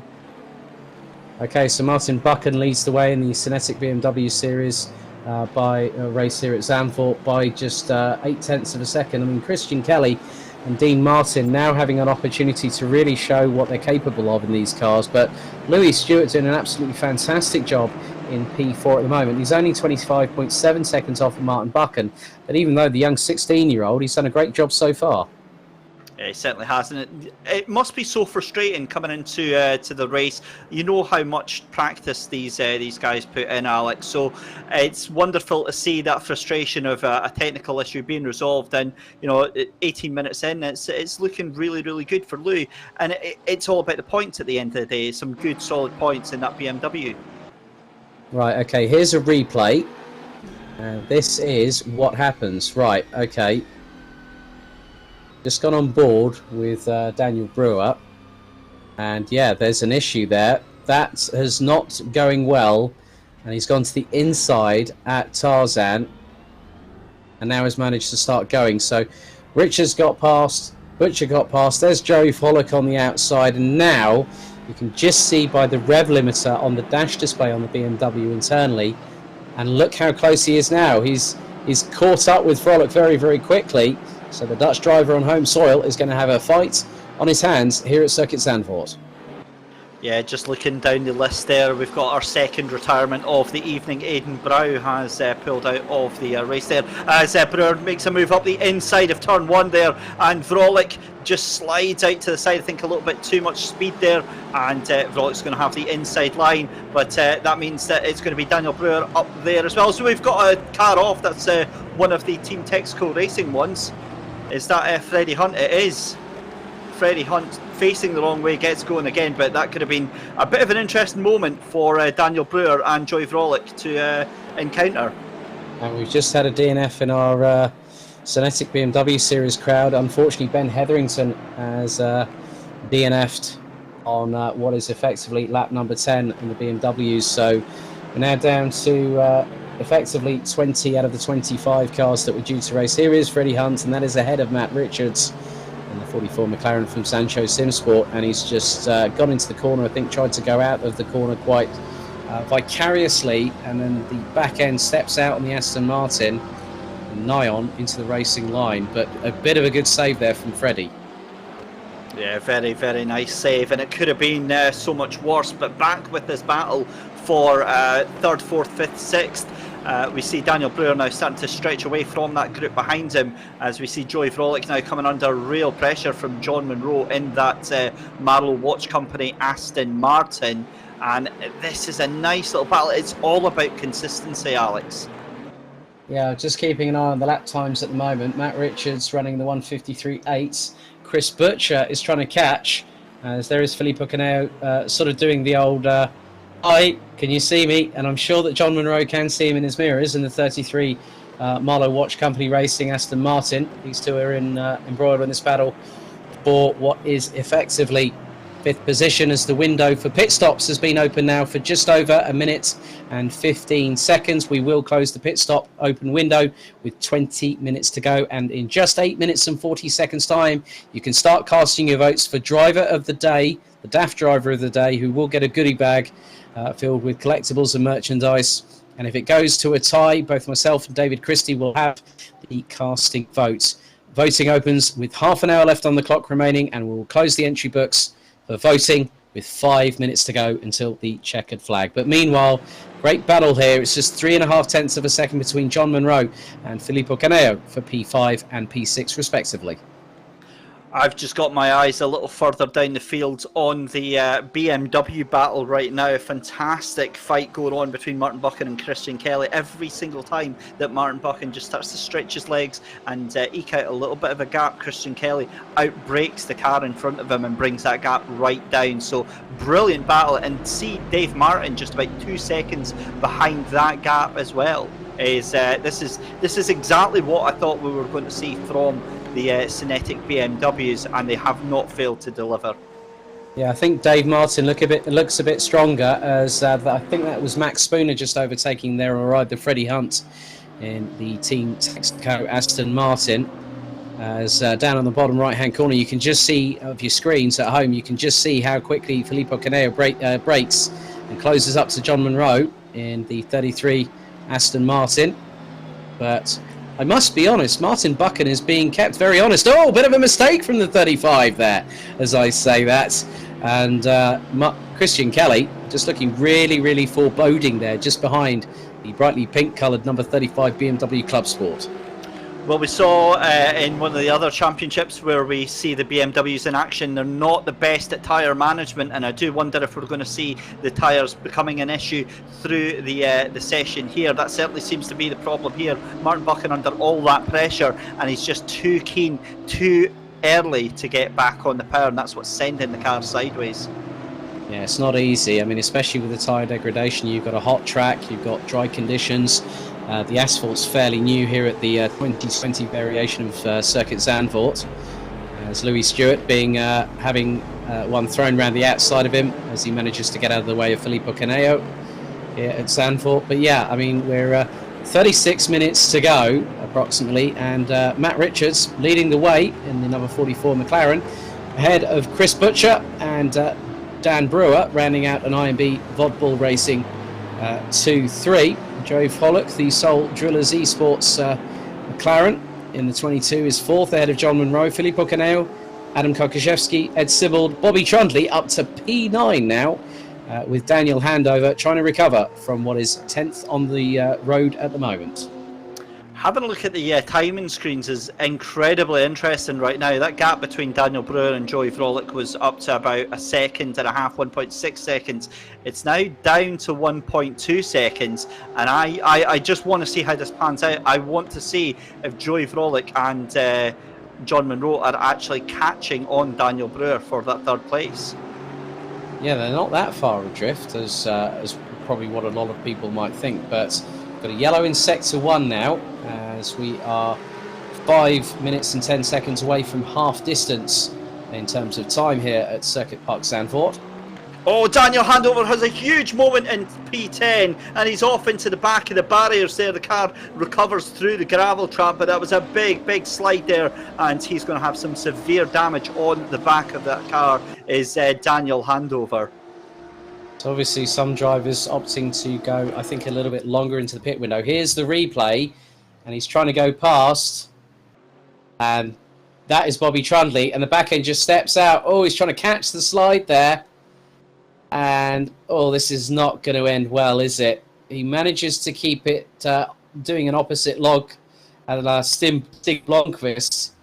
But then the back end really steps out. Car has got nowhere to go apart from backwards into the barrier. And that is a sign of a real difficult race for Daniel Handover in his first foray here in the eTeam BRIT GT3 Challenge. Some wonderful battles all the way through the field. We've seen the 3rd, 4th and 5th place battle just now, but also a really, really nice battle we haven't spoken about so far. Andy Tucker and Sandro Ballesteros in 11th and 12th place there, separated by 0.2 of a second, and this is looking awesome between these two. Filippo Caneo in the pits. I think also Dan Hyde has pitted, Freddie Hunt has pitted. So Caneo dropping out of the top 10. Yeah, this is a great battle. This is eTeam BRIT versus Team BRIT. And what's more, one of them just happens to be the crew chief of the eTeam BRIT squad from the 24 Hours iRacing of Le Mans last weekend. Sandro was the youngest competitor in our team at eTeam BRIT with Armani Williams, Austin Riley, the pair running in NASCAR in the US and Radicals in Canada, along with Bobby Trundley, who's doing a great job in P8. And I'm just keeping an eye on the times between him and Ed Sibbald. And Bobby isn't that far away now. He's closing in many respects, and he's a lot quicker on the lap times. He's nigh on over 0.6 of a second quicker than the Corvette, the number 7 Corvette up ahead. 2 minutes and 50 seconds to go until the DAF Driver of the Day votes open for business for round 2 here at Zandvoort. But in the meantime, we're seeing a very different side of Matt Richards this time around, David, because now his gap between himself and Chris Butcher is 4.5 seconds with just over half of the race remaining. Yeah, he's certainly being held to account a lot more than we saw at Donington. But I've got a big question for you, Alex. What has happened to Christian Kelly? Christian Kelly was running in 2nd place behind Martin Buchan and has lost out now to Dave Martin, and significantly. He looks to be about, 8 seconds down the road there. Yeah, I think, I think he's had a moment of some description. I mean, let's not forget he was hunting down Martin Buchan for the lead. He was only about half a second off as there's a yellow in Sector 2. But Martin Buchan, I think, has he's sort of got away with this in some respects, because I'm wondering whether Kelly has had a moment. And when you think about it, as Louis Stewart is being closed in on by both Tucker and Ballesteros and nicely gets out of the way of one car, here comes the other. So I'm wondering whether there may have been a moment where Kelly was trying to force one up the inside of Buchan and there was GT3 traffic coming up very, very quickly. Not too sure, but I'm sure that we'll find out. And it looks like we've had another DNF, and the 2nd round in a row. Unfortunately, Freddie Hunt is out of the race on lap number 13. Meanwhile, his teammate Max Spinner, P14 at the moment, pulls into pit lane for his mandatory pit stop during the race, so that's going to put him down a little bit. So he's going to be really aiming for a top 15 finish, and the battles that we were seeing earlier on through the top 5 have really spread themselves out now. Daniel Brewer 2 seconds ahead of Joey Vrolic, and John Monroe just eking a little bit further back as well now. That's 0.8 of a second behind 4th place there. So we're really seeing some sort of 4D chess setting itself up, and I think we're really going to have to regroup in about 10-15 minutes time once all the pit stops are out the way to really see how this dice is going to lie. Right, Andy Tucker in the pits, Sandro Ballesteros in the pits, Max Spooner in the pits, Christian Kelly, for those wondering on the screens at home, he went straight on at Tarzan. Now I'm wondering whether he might have had a technical issue as well. So that might be the reason why he's ended up in P3. But the biggest thing, I must be honest here, is that out of the top 3, between him, Martin and Buchan, Kelly is quite clearly the fastest. Yeah, he's certainly got the pace, but it's how he gets that down on the track now. He's in the middle of all the GT3 cars. They're going to be compromising his line, and it's going to be difficult for him to make his way back, as we get the reminder that there's 10 minutes left to go in the pit stop window, and I believe that's now voting lines open for our DAF driver of the day. Yep, don't forget, send in your votes to eTeam BRIT at teambrit.co.uk to vote who is your driver of the day, as we've got Butcher and Monroe in the pits, as looks like Tucker and Ballesteros are out of the pits. There is Daniel Handover, who will come through the final corner, the Ari Lyondike corner. Great bit of banking there. It really does showcase the amount of speed that is coming through, as Trundley and Handover will now take 6th and 7th position. So Bradley Brockies, one of the other eTeam BRIT cars, teammate to Sandro Ballesteros in the 105. He has also not pitted yet, and the top 9 so far, well, the top 7, which is Richards, Brewer, Frolic, Kalkaszewski, Sivold, Trundley, Handover, have yet to pit so far. Martin Buchan has yet to hit the pits. Dave Martin, Christian Kelly, and also Louis Stewart. But Daniel Hyde has had 2 trips through the pits, so probably one is a mandatory stop, one might be associated with a penalty. There is the bright fluorescent green, the Kermit car, as I'm going to call it now, the number 13 of Louis Stewart, running in 4th place.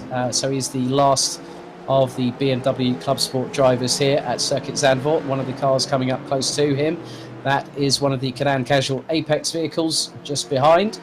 Alex, I wonder if Martin Buchan is really struggling with his tyres right now. He was about 3 seconds ahead of Dave Martin. Dave Martin's now absolutely closed that gap right up, and I'm watching Martin Buchan just now, and that car is sliding all over the place.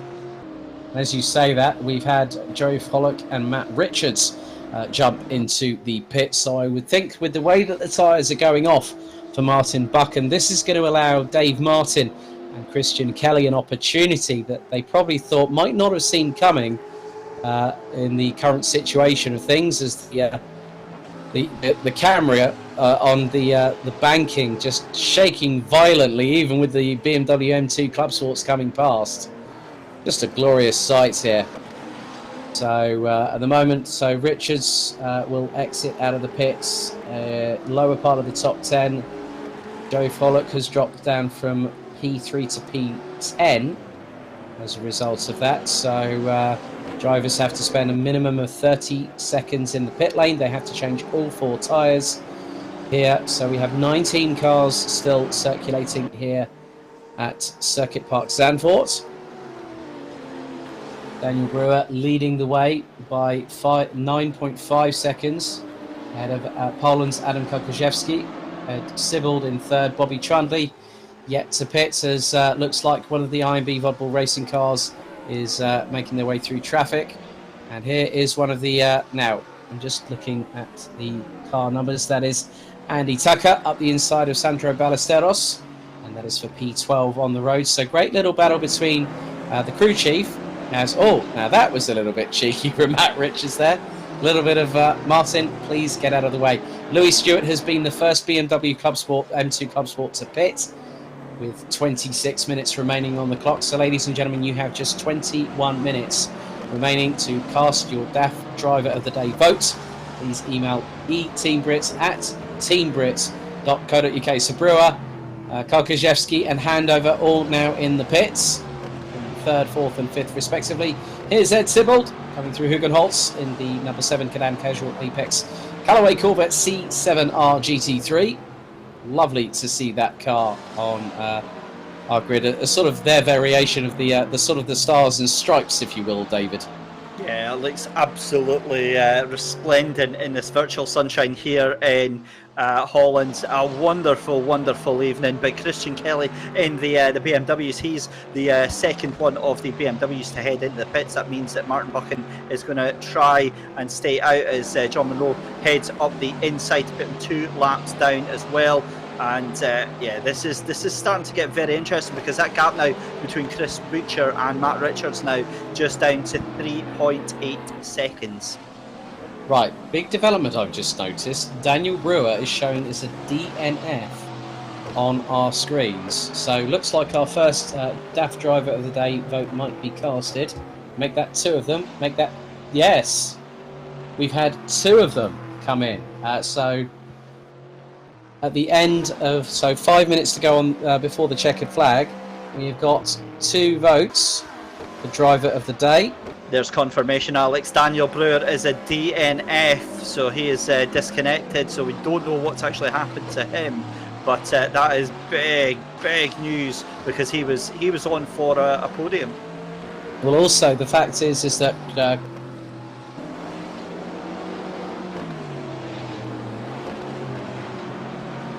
right.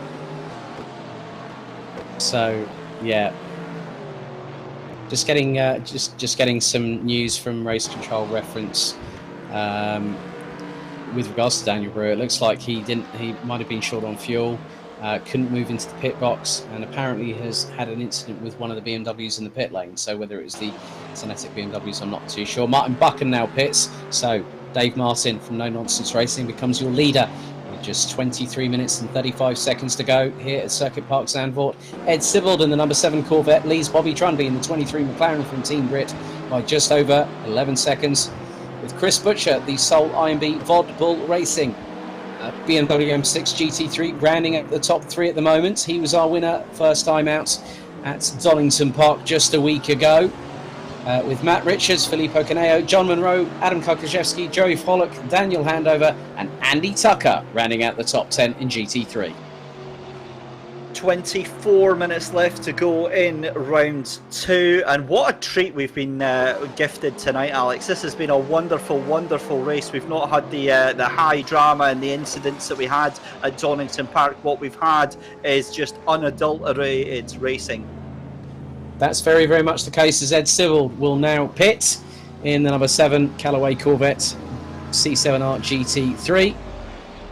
So drivers will have to spend, as Bobby Trundley inherits the lead in the 23 McLaren after the day that he's had, and to still have a spirited performance thus far. That's absolutely brilliant. And now there has been a change. I did say that there was the fastest lap of the race, and it was Daniel Brewer's.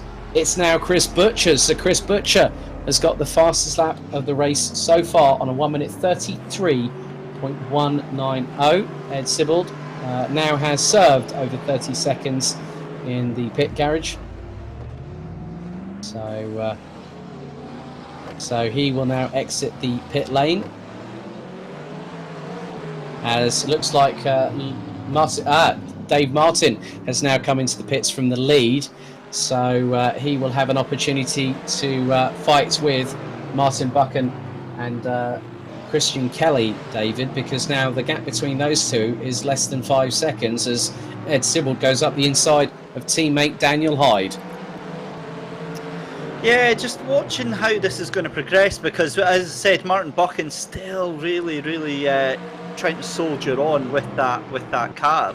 Christian Kelly, now I think you were absolutely right. You called it about maybe 6 laps ago, Alex, when you said Christian Kelly is the faster of these two cars, and I think now that the GT3 cars are mostly out of his way, he can knuckle down and try and catch on to the back of Martin Buchan.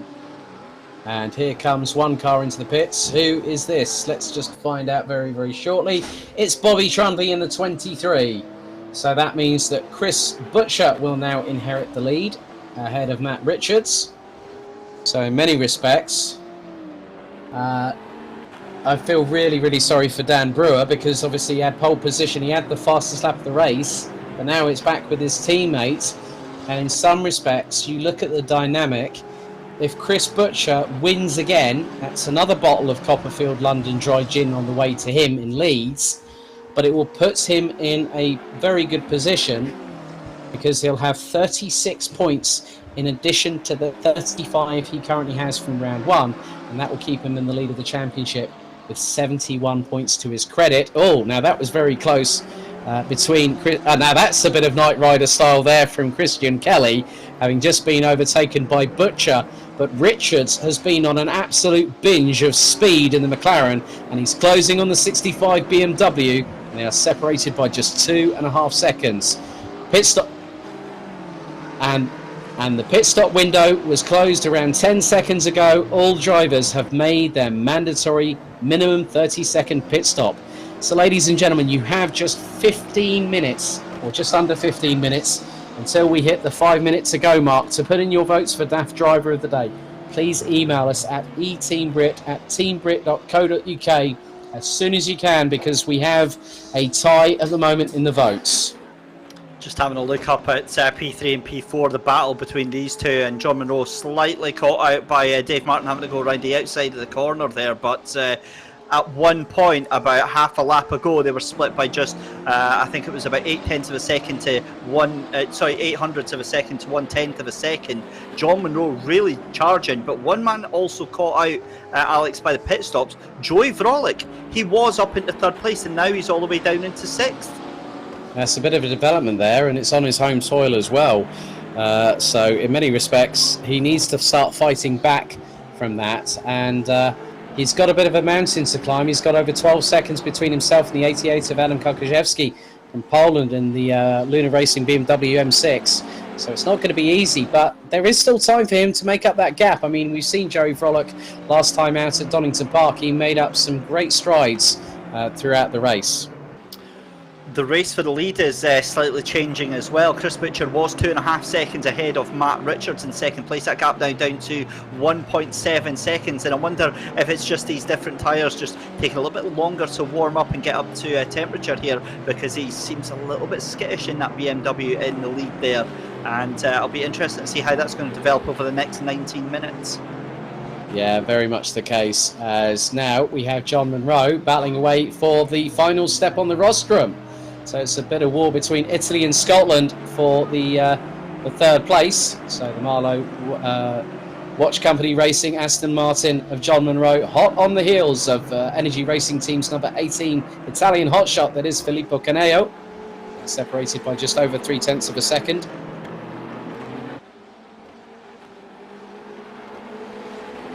Martin Buchan, in the meantime, he's got a really big lead now, isn't he? 7.3 seconds as Munro, absolutely opportunistic, going up the inside of Caneo, who is still 2 wheels on track at the minute, trying to get the inside run on the spot through Tarzan. But John Munro absolutely sent it through into Tarzan, and Caneo really had to fight tooth and nail to try and get the position back.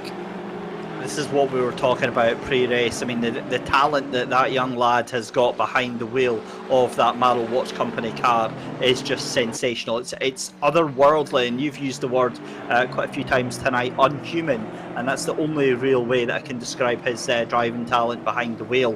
But that gap for the lead now is starting to come down again, Alex. It's now just 1.4 seconds. Is Matt Richards going to have enough time to make a charge on your leader, Chris Butcher? Yeah, not exactly that. It's going to be quite interesting in many respects, because the way that a race develops over time is always dependent on the competitors, the factors that they have to bring into consideration, as well as we've got now a leader in the voting for the DAF driver of the day. You've got just over 11 minutes to do so. Email us at teambrit@teambrit.co.uk.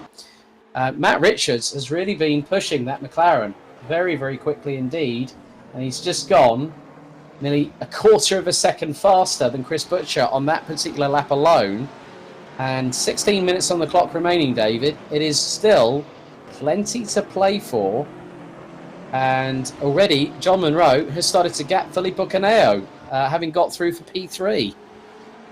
Honestly, this is so awesome to watch with just 15 minutes left to go in the race. I'm fortunate to have my pick of the choices of the action cameras, and I'm riding on board with Matt Richards just now. And yeah, this gap is definitely coming down, and I wonder how much of a psychological incentive that is, Alex, to see Chris Butcher just right in front there, just to know that the leader of the race is almost within touching distance. Yeah, very, very much indeed. Okay, we've got another vote for DAF Driver of the Day just come in. So, ladies and gentlemen, you have just 10 minutes to get your votes in. Email us at eteambrit@teambrit.co.uk in the next 10 minutes to vote for your DAF Driver of the Day, who will win a DAF goodie bag with collectibles and merchandise for that outstanding achievement, and obviously showing your support for the drivers that have joined us on the 2020 eTeam BRIT GT3 Challenge and the SYNETIQ BMW Series. 14 minutes and 40 seconds on the clock to go, and Matt Richards closing on Chris Butcher, who is de facto points leader coming into this round here at Zandvoort. Great battle here between Kaneo and Karkaszewski, and they are in equal machinery. There's Karkaszewski closing on the Italian. They are around about 0.8 of a second or 0.7 of a second separated going through into Tarzan. Karkaszewski, he didn't have a great time last time out, but he's come back firing on all cylinders in the BMW M6 because he had a power cut due to a thunderstorm last time out in Poland, and we've had it over here in the UK today, which has meant that another driver has been compromised by natural weather conditions. Unfortunately, it would have been great to have Ross McGregor with us. Karkaszewski really looking racy in the 88 BMW, isn't he? Absolutely, the consistency that he's had in that BMW has been incredible, and we're seeing that in the fact that he's managed to claw his way up into 5th place. And you wouldn't put it past him with the pace he's got to actually challenge Filippo Caneo right now. Yeah, Caneo has been pretty impressive through the free practice side of things when he initially entered. I know that he's looking at doing 3 other races, and it would be from his entry when I spoke to him via email, it was Le Mans, so our double points round, Adria, obviously home track, and then Macau. I mean, if that's a part season campaign, that's 3 other great tracks that he's chosen there. But obviously circumstances notwithstanding, depending on what he's got going on, because a lot of the drivers are having to fight tooth and nail in order to make sure that they get the opportunity to practice.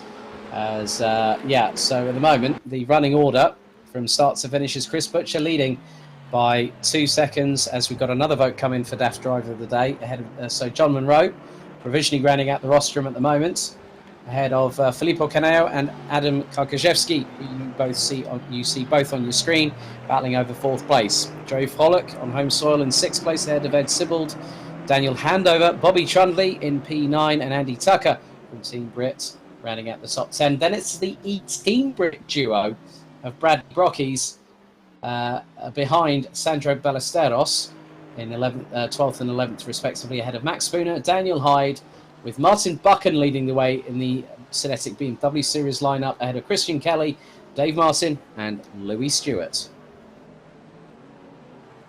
12 minutes left to go in the race, Alex. Has this panned out the way that you thought it would? I really didn't know what to expect, and when we go to Sebring next time out in 7 days' time, I'm not sort of really. I'm looking forward to seeing the story unfold as we go along, and to see some great battles and people really battling cleanly and fairly. I know that this battle between Filippo Caneo and Adam Karkaszewski is just a really intense battle, as we've got 11.5 minutes on the clock to go, and we do have a standout driver of the day coming through in terms of the public votes, so it could be a unanimous decision. Remember, ladies and gentlemen, if it goes to a tie, myself and David will have to confer and cast the deciding votes, but at the moment someone is clearly head and shoulders above the field in terms of the DAF Driver of the Day award, which will have the voting close in exactly 6 minutes time, with 5 on the clock before the checkered flag waves. Chris Butcher then commanding that lead ahead of Matt Richards, just 1.8 seconds away, but that's been a constant gap now.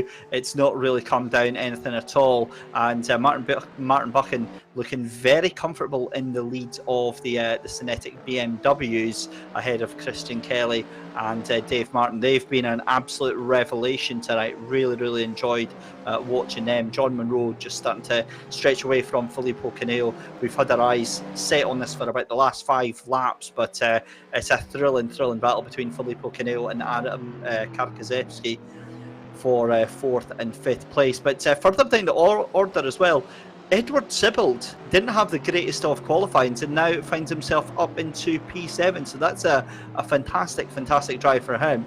But Bobby Trundley in 11th, I mean, he started 12th. The day he's had, it's not really gone to plan. So to finish in 11th, I think that'll put a smile on his face. I think that'll put a smile on everybody's face, because we've had Louis Stewart having difficulty in practice. He just makes it into qualifying. He's still running with just under 10 minutes to go, and he's in 4th place. So in many respects, Louis Stewart, I have to commend that young man for putting up with all the CPU issues that he's had, as Buchan has a little bit of affordability with a gap of over 8 seconds that he's got over Christian Kelly, going a bit sideways there.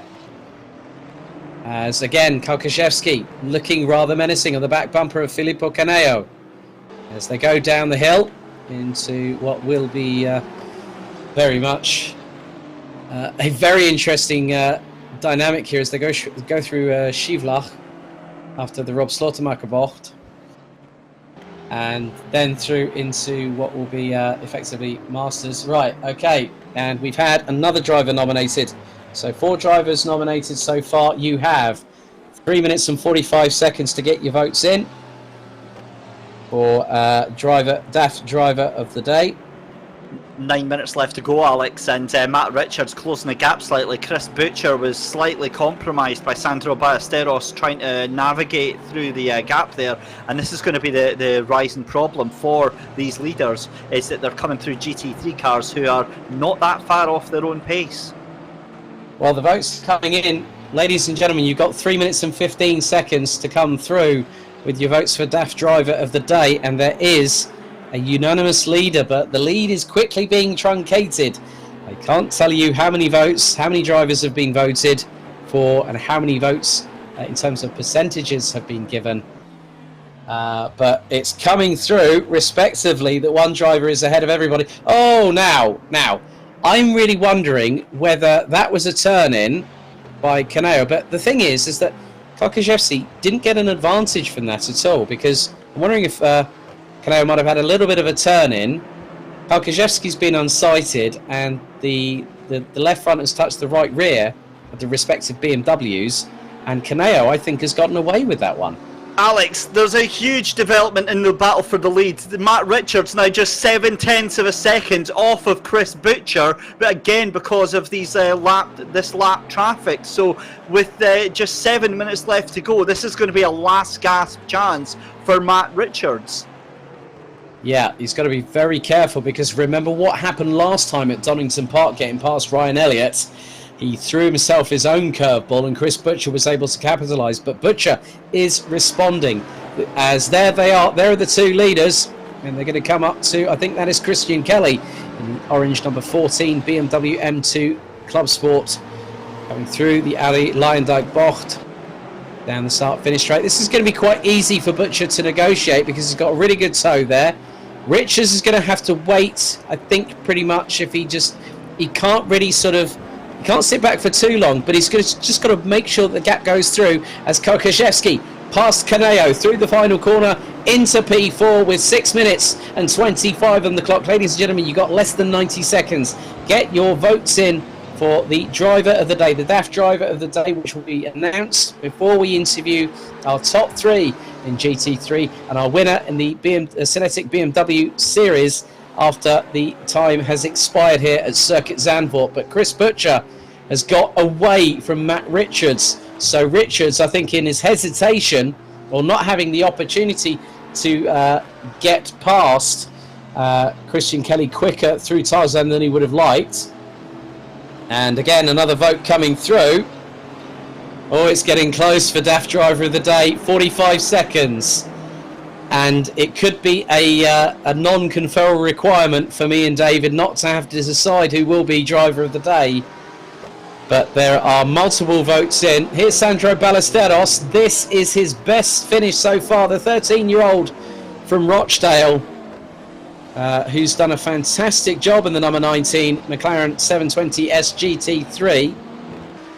He's a couple of seconds behind Team Brit's very own Andy Tucker in P9. So 10. Daniel Hyde has a bit of a spin, and yeah, that's going to cost him that place there. Sorry, Alex. Right, ladies and gentlemen, we are counting it down. That is it. We have a unanimous vote for Driver of the Day, which will be revealed post-race here at a virtually speaking Circuit Zandvoort, as Filippo Caneo will start to close up on Adam Kołkoszewski to try and reclaim that 4th place position. Great job by Dave Martin from No Nonsense Racing to stick in P3 for the SYNETIQ BMW Series here at round 2. Now, here's a replay. Oh, a bit too hot through the curbs. And then it's towards Hugenholtz, through Hunsrück. Not great for Daniel Hyde, but at least he didn't have any oncoming traffic, nor did he have any avoidance of any other vehicles in sight. So a very lucky scare there. A bit of a code brown for Daniel Hyde. 4 minutes and 12 on the clock left to go. Chris Butcher, your race leader, just coming up to the back of 13th place Max Spooner just now. Doesn't really lose him any time there. Matt Richards now a second and a half behind. I think the horse is well and truly bolted on that one. It's going to be a case of 4 minutes left to go, and just making sure that Chris Butcher can see this one out, Alex. Yeah, because that will give him a distinct advantage. Not by much, I might add, because Matt Richards was second last time out. And I'm just going to do a quick mental arithmetic reference what the championship standings will be, because let's not forget Chris Butcher does have the fastest lap of this race. So Chris Butcher will have 71 points, and then Matt Richards, considering the fact that Daniel Brewer had a point for pole position, so Matt Richards coming into this, he will have 66, so the gap will extend to 5 points come the end of this race in terms of a provisional standing. So 180 seconds left to go, and Filippo Caneo has just got into the pits. Now, was that for a track limit excessive cut there? That's what I'm thinking. And no, that was an automatic excessive track limits abuse cut for Filippo Caneo. So the software here on rFactor will automatically populate it, and that has allowed Karkaszewski to have a clear run to the flag with 2.5 minutes on the clock remaining. Butcher has got away from Matt Richards in some respects, as Caneo now resurges back into what is 6th position.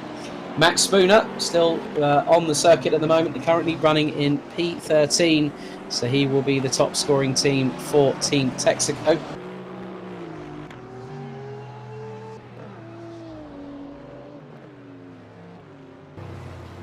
And good job by Louis Stewart there, David. He's been circulating all race long.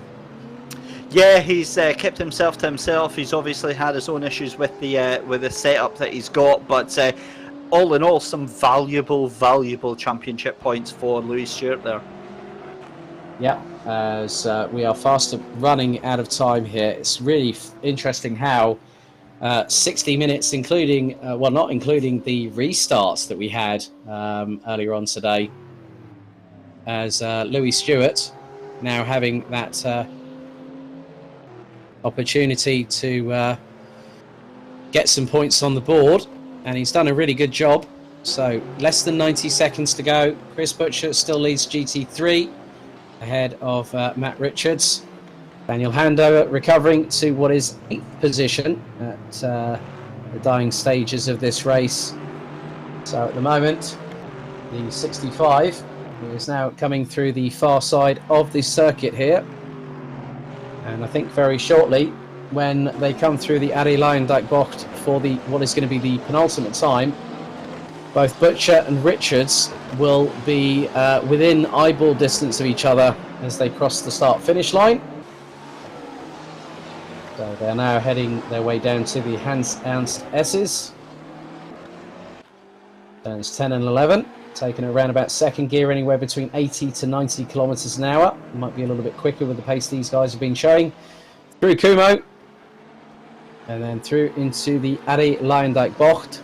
And there they are, 1.8 seconds adrift. So this will now be, I think, effectively the final lap of this race here at Circuit Park Zandvoort. But what a display from Chris Butcher, David. I mean, he got the jail out of free card after the restart, and then really has just cemented his stamp on the GT3 challenge in just the opening 2 rounds, and then we head to Sebring in just 5 days' time.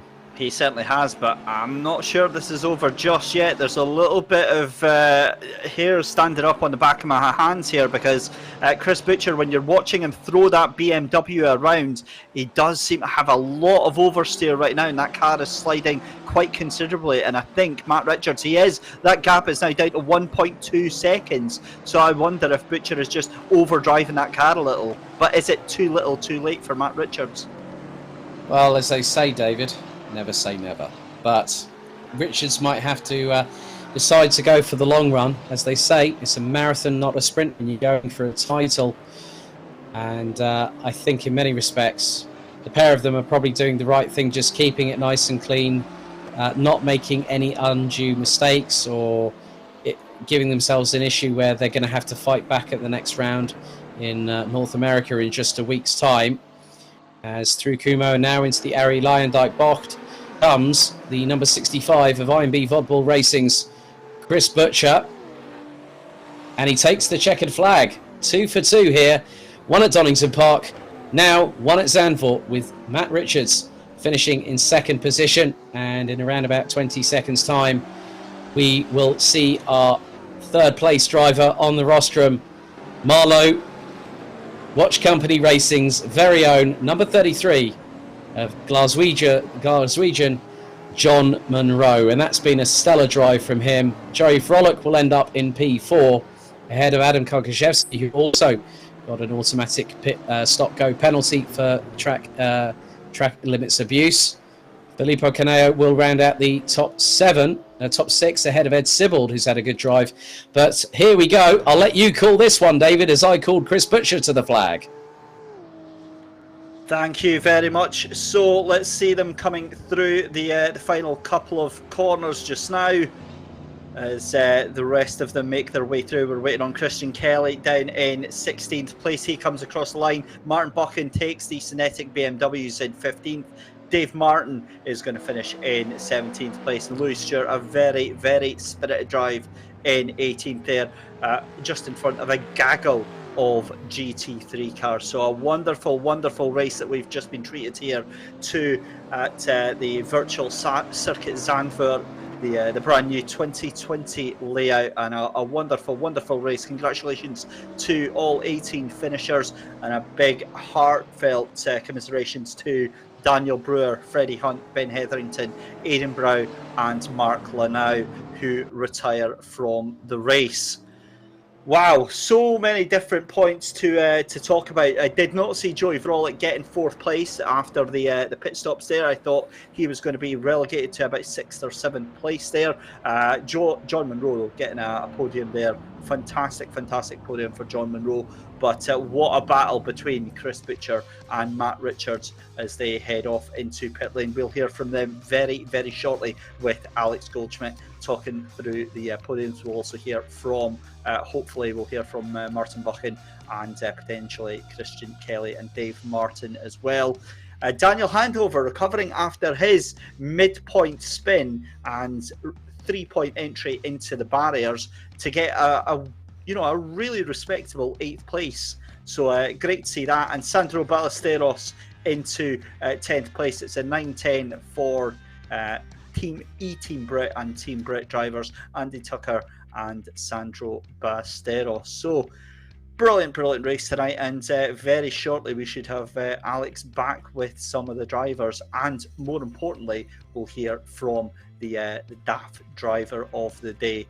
And looking forward to next week. I can tell you now that with a unanimous vote comprising of 36.36% of the votes, your DAF driver of the day, it goes to one of our SYNETIQ BMW Series drivers, Louis Stewart in the number 14. Well done, young man. He is our DAF driver of the day here at Circuit Park Zandvoort.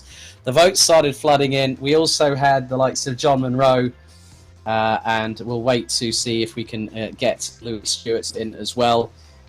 So let me just send him a message, because obviously this young man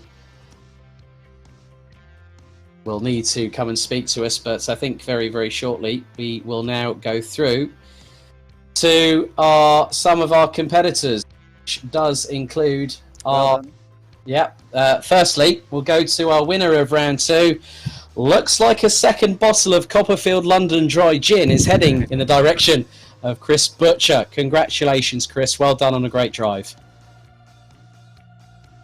Sorry, I've unmuted me mic now. My apologies, all this technology. But Chris Butcher, winner of round 2 here at Zandvoort. Another bottle of Copperfield London Dry Gin heading its way to Leeds. Congratulations. You now have a provisional 5-point lead in the championship after here at Zandvoort. Just talk us through things after, the restart, but then you came back fighting, and a real shame for Daniel as well after what happened in the pit stop. But great job for you, and it gives you guys at IMB Vodball Racing a good lead in the team standings as well. Yeah, it was. Thanks very much. It was a really tough race, to be honest. I got held up in qualifying, so that kind of put me on the back foot a little bit. But I wanted to too much. The formation lap was a bit interesting because the safety car was kind of at race speed, so it was quite difficult to get formed up, and Matt got the jump on us. It was just sort of trying to keep up best I can. I was hoping he was on an alternate strategy, but it turned out that wasn't the case. But thankfully the undercut worked quite well for me, and then it was just a case of kind of not making any mistakes and keeping it on the black stuff. But it was a real shame for Dan. He had better pace than me, and he was pulling away in the lead. And I think he had a technical issue with his wheel to start off with, and then obviously issues in the pit stop after that, unfortunately. But a real shame for him, but a good result for me and the team at the end of the day. Congratulations, Chris. Well done. I know that one's been about to be sent out to you. I think we're going to have to send another email for another one, but congratulations to Chris Butcher from IMB Vodball Racing, our winner for round 2 here at Zandvoort. Many congratulations. We'll see you at Sebring next week, Chris. Thank you. Okay, next up, Matt Richards from Zandshow Simsport in the 44 McLaren. Matt, a really, really good battle between you and Chris all race long. I know that it was going to be a tall order. Obviously, you came through strong at Donington Park, but then it was still the same sort of kind of thing. And both myself and David were noticing that you were catching him, and then there were times when the McLaren was not on the same pace, but even Chris had his own struggles.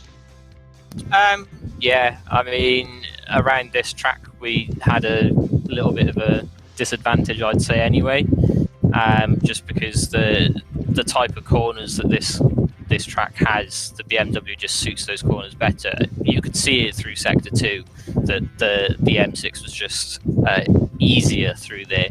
I don't know whether it was showing on stream, but I was really having to hustle the car around a few of the corners just to try and keep up with those guys, and little bit of a tough race. I'm still a bit bewildered by the pit stop. My pit stop should have been 4 seconds shorter than it was.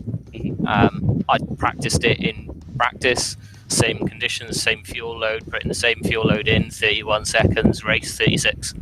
So that was a win or a second there. So we'll have to look at that. But yeah, pace was decent. Car was a little bit difficult to drive in the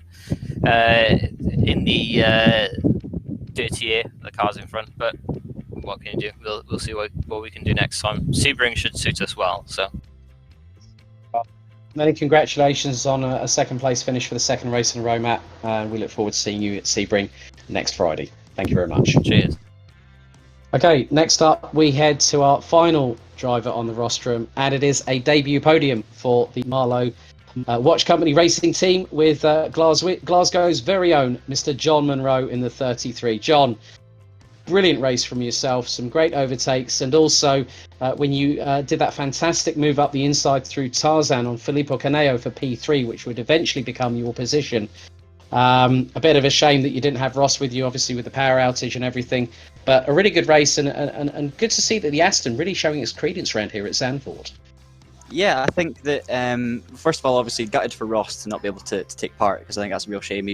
He would have been right up there with me as well. And just a big thank you to Gordon and everyone at Marlow Watches as well for providing the car livery. And yeah, it was absolutely flying today. I actually I was really, really surprised I ended up with the podium, to be honest, Alex, because this is probably the least prepared I've been for a sim event in a long, long time, just because I've been doing so many different things, and I really didn't have any expectation going into this one. I think even 5 minutes before the qualifying session, I was about a second and a half off the pace or something, so for me it was a case of just trying to get in the top 10, but things just seemed to go my way in the race, and obviously I got a bit more used to the car. I had a little bit of help with a setup that I didn't have at Donington that was clearly, once I got the hang of it, had a bit more pace, so I think at the end of the day, I was really chuffed, and obviously things went my way. I made some good moves, as you say. Was really happy with that, and picked up a third place. So pretty shocked. I think that's the understatement of the century there, Mr. Munro. But I think, yeah, really, really good, and obviously we look forward to seeing you and Ross back next week with us at Sebring. So well done this week, and we look forward to seeing you next Friday. Cheers, Alex. Cheers, David. Right, I know that this is going to be a slight break in formation, but what we're going to do is we're going to bring in 3 of our SYNETIQ BMW Series drivers. First of all, we are going to speak to our race winner for race 2, which will be Mr. Martin Buchan. Congratulations, Martin. I know it was a difficult one out there because Christian gave you something to think about, especially when he was ahead of you for a little bit of the race before he went straight lining at Tarzan. Yeah, cheers, Alex. I've got to be honest though, I was kind of enjoying being behind him. It was actually easier because I could just follow his braking points, see what he was doing and stuff, and I was actually quite comfortable. But yeah, it was just one of those things that I got past him with the lappers. I saw trailing them coming, and I thought, you know what, I'll just stick up the inside. And he tried to cut me off, but that was never going to happen. And yeah, he was putting pressure on, but when he went off, I was like, right, that's it. Kind of take it a bit easier now. Yeah, so you must be looking forward to the challenge at Sebring in just a week's time when we head to a North American round before we have a bit of a great calendar. I mean, some of the tracks, obviously, you've been racing in the SMRC iRacing Esports Summer Championship, running in the SMRC's version of the Pink Pig and the Porsche. Last night, but really good to see that. I'm really looking forward to seeing what you bring to the party at Sebring, and let's see if the battle between yourself and Christian, and maybe even Dave Martin, intensifies as things proceed throughout the season. Yeah, I can't wait for Sebring. I mean, some great tracks. Macau is what I'm really looking forward to. That is going to be immense, and yeah, the pink pig, as you call it. I mean, might have to trademark that, perhaps. Well, you might have to ask Porsche and Weissach first, I think. I'll just ask. Yeah, definitely. Well done, Martin. All the many congratulations for this evening, and good luck for Sebring next week. Cheers, Alex. Have a good weekend, mate. Thank you very much. Christian Kelly will now turn to. So we got this and one more interview before we wrap up the stream. Christian, really good to see. You had I understand that you had a significant download to sort out before things were going to get underway for free practice, but you made it through. Your perspective, obviously, I did when we had the replay earlier on the stream that you went straight on. Was there a technical issue that you suffered from, whether it's steering wheel or pedals related, that caused you to sort of straight line a little bit and then rejoin behind David? I kind of wish that wasn't the case, to be honest, but it was. As I crossed the line, I had a typical R factor freeze up. So it's lucky I stopped at all, because obviously my screen was completely paused effectively, but the race was still going on. So these things happen anyway. And now we head to North America, to Sebring International, the home of the Sebring 12 Hours. Fantastic track, and I'm sure that you're going to be putting in a lot of laps to get yourself up to speed as quickly as possible. Yeah, I think I'm just as fast as the guys around, if not a bit faster. Unfortunate today, what happened. But I really enjoyed it, so it doesn't bother me. We've got 6 more races, plenty of chance for me to catch up points-wise, and I feel like I'm in a good place. So bring on Sebring or any other circuit, frankly. It's a good crack. Fantastic. Well done today, Christian. We look forward to seeing you in a week's time. Thank you. Take care. Thank you. Last but by no means least, we have to get this young man into the interview booth. Louis Stewart's our DAF driver of the day. Congratulations, young man. After so much trial and tribulation at Donington Park, possible issue here, you run the whole 1 hour race. You must be feeling absolutely overjoyed after that one. I was in my mouth for a bit. I had some issues with my computer, and I only managed to get into quali like 4 minutes before the end. I managed to get a lap in, but being my first race, it's quite stressful at the start. It was very confusing. Yeah, enjoyed it though massively. Well, no worries. We'll be in touch, obviously, to get your details, so at least we can get a daft goodie bag on its way to you, Louis. So, well done today, mate. Look forward to seeing you next week at Sebring. Very much. Take care. Cheers. Includes the interview section here at round 2 of the 2020 eTeam BRIT GT3 Challenge and the SYNETIQ BMW Series with myself, Alex Goldschmidt and David Christie. David, your final thoughts ahead of us concluding the broadcast here. A big thank you to Simply Race, and obviously the look ahead to Sebring next week on the 3rd of July. What are your thoughts ahead of it? Plot thickens. That's the only way that I can describe things right now. A wonderful, wonderful evening, and I think that it's still too early to make any proper judgments about the championship. However, I think that's a really, really strong start, the best possible start for Martin Buchan in the SYNETIQ BMWs. The others are going to have to get a hold of him very, very soon, or he's going to run away with the championship. Indeed.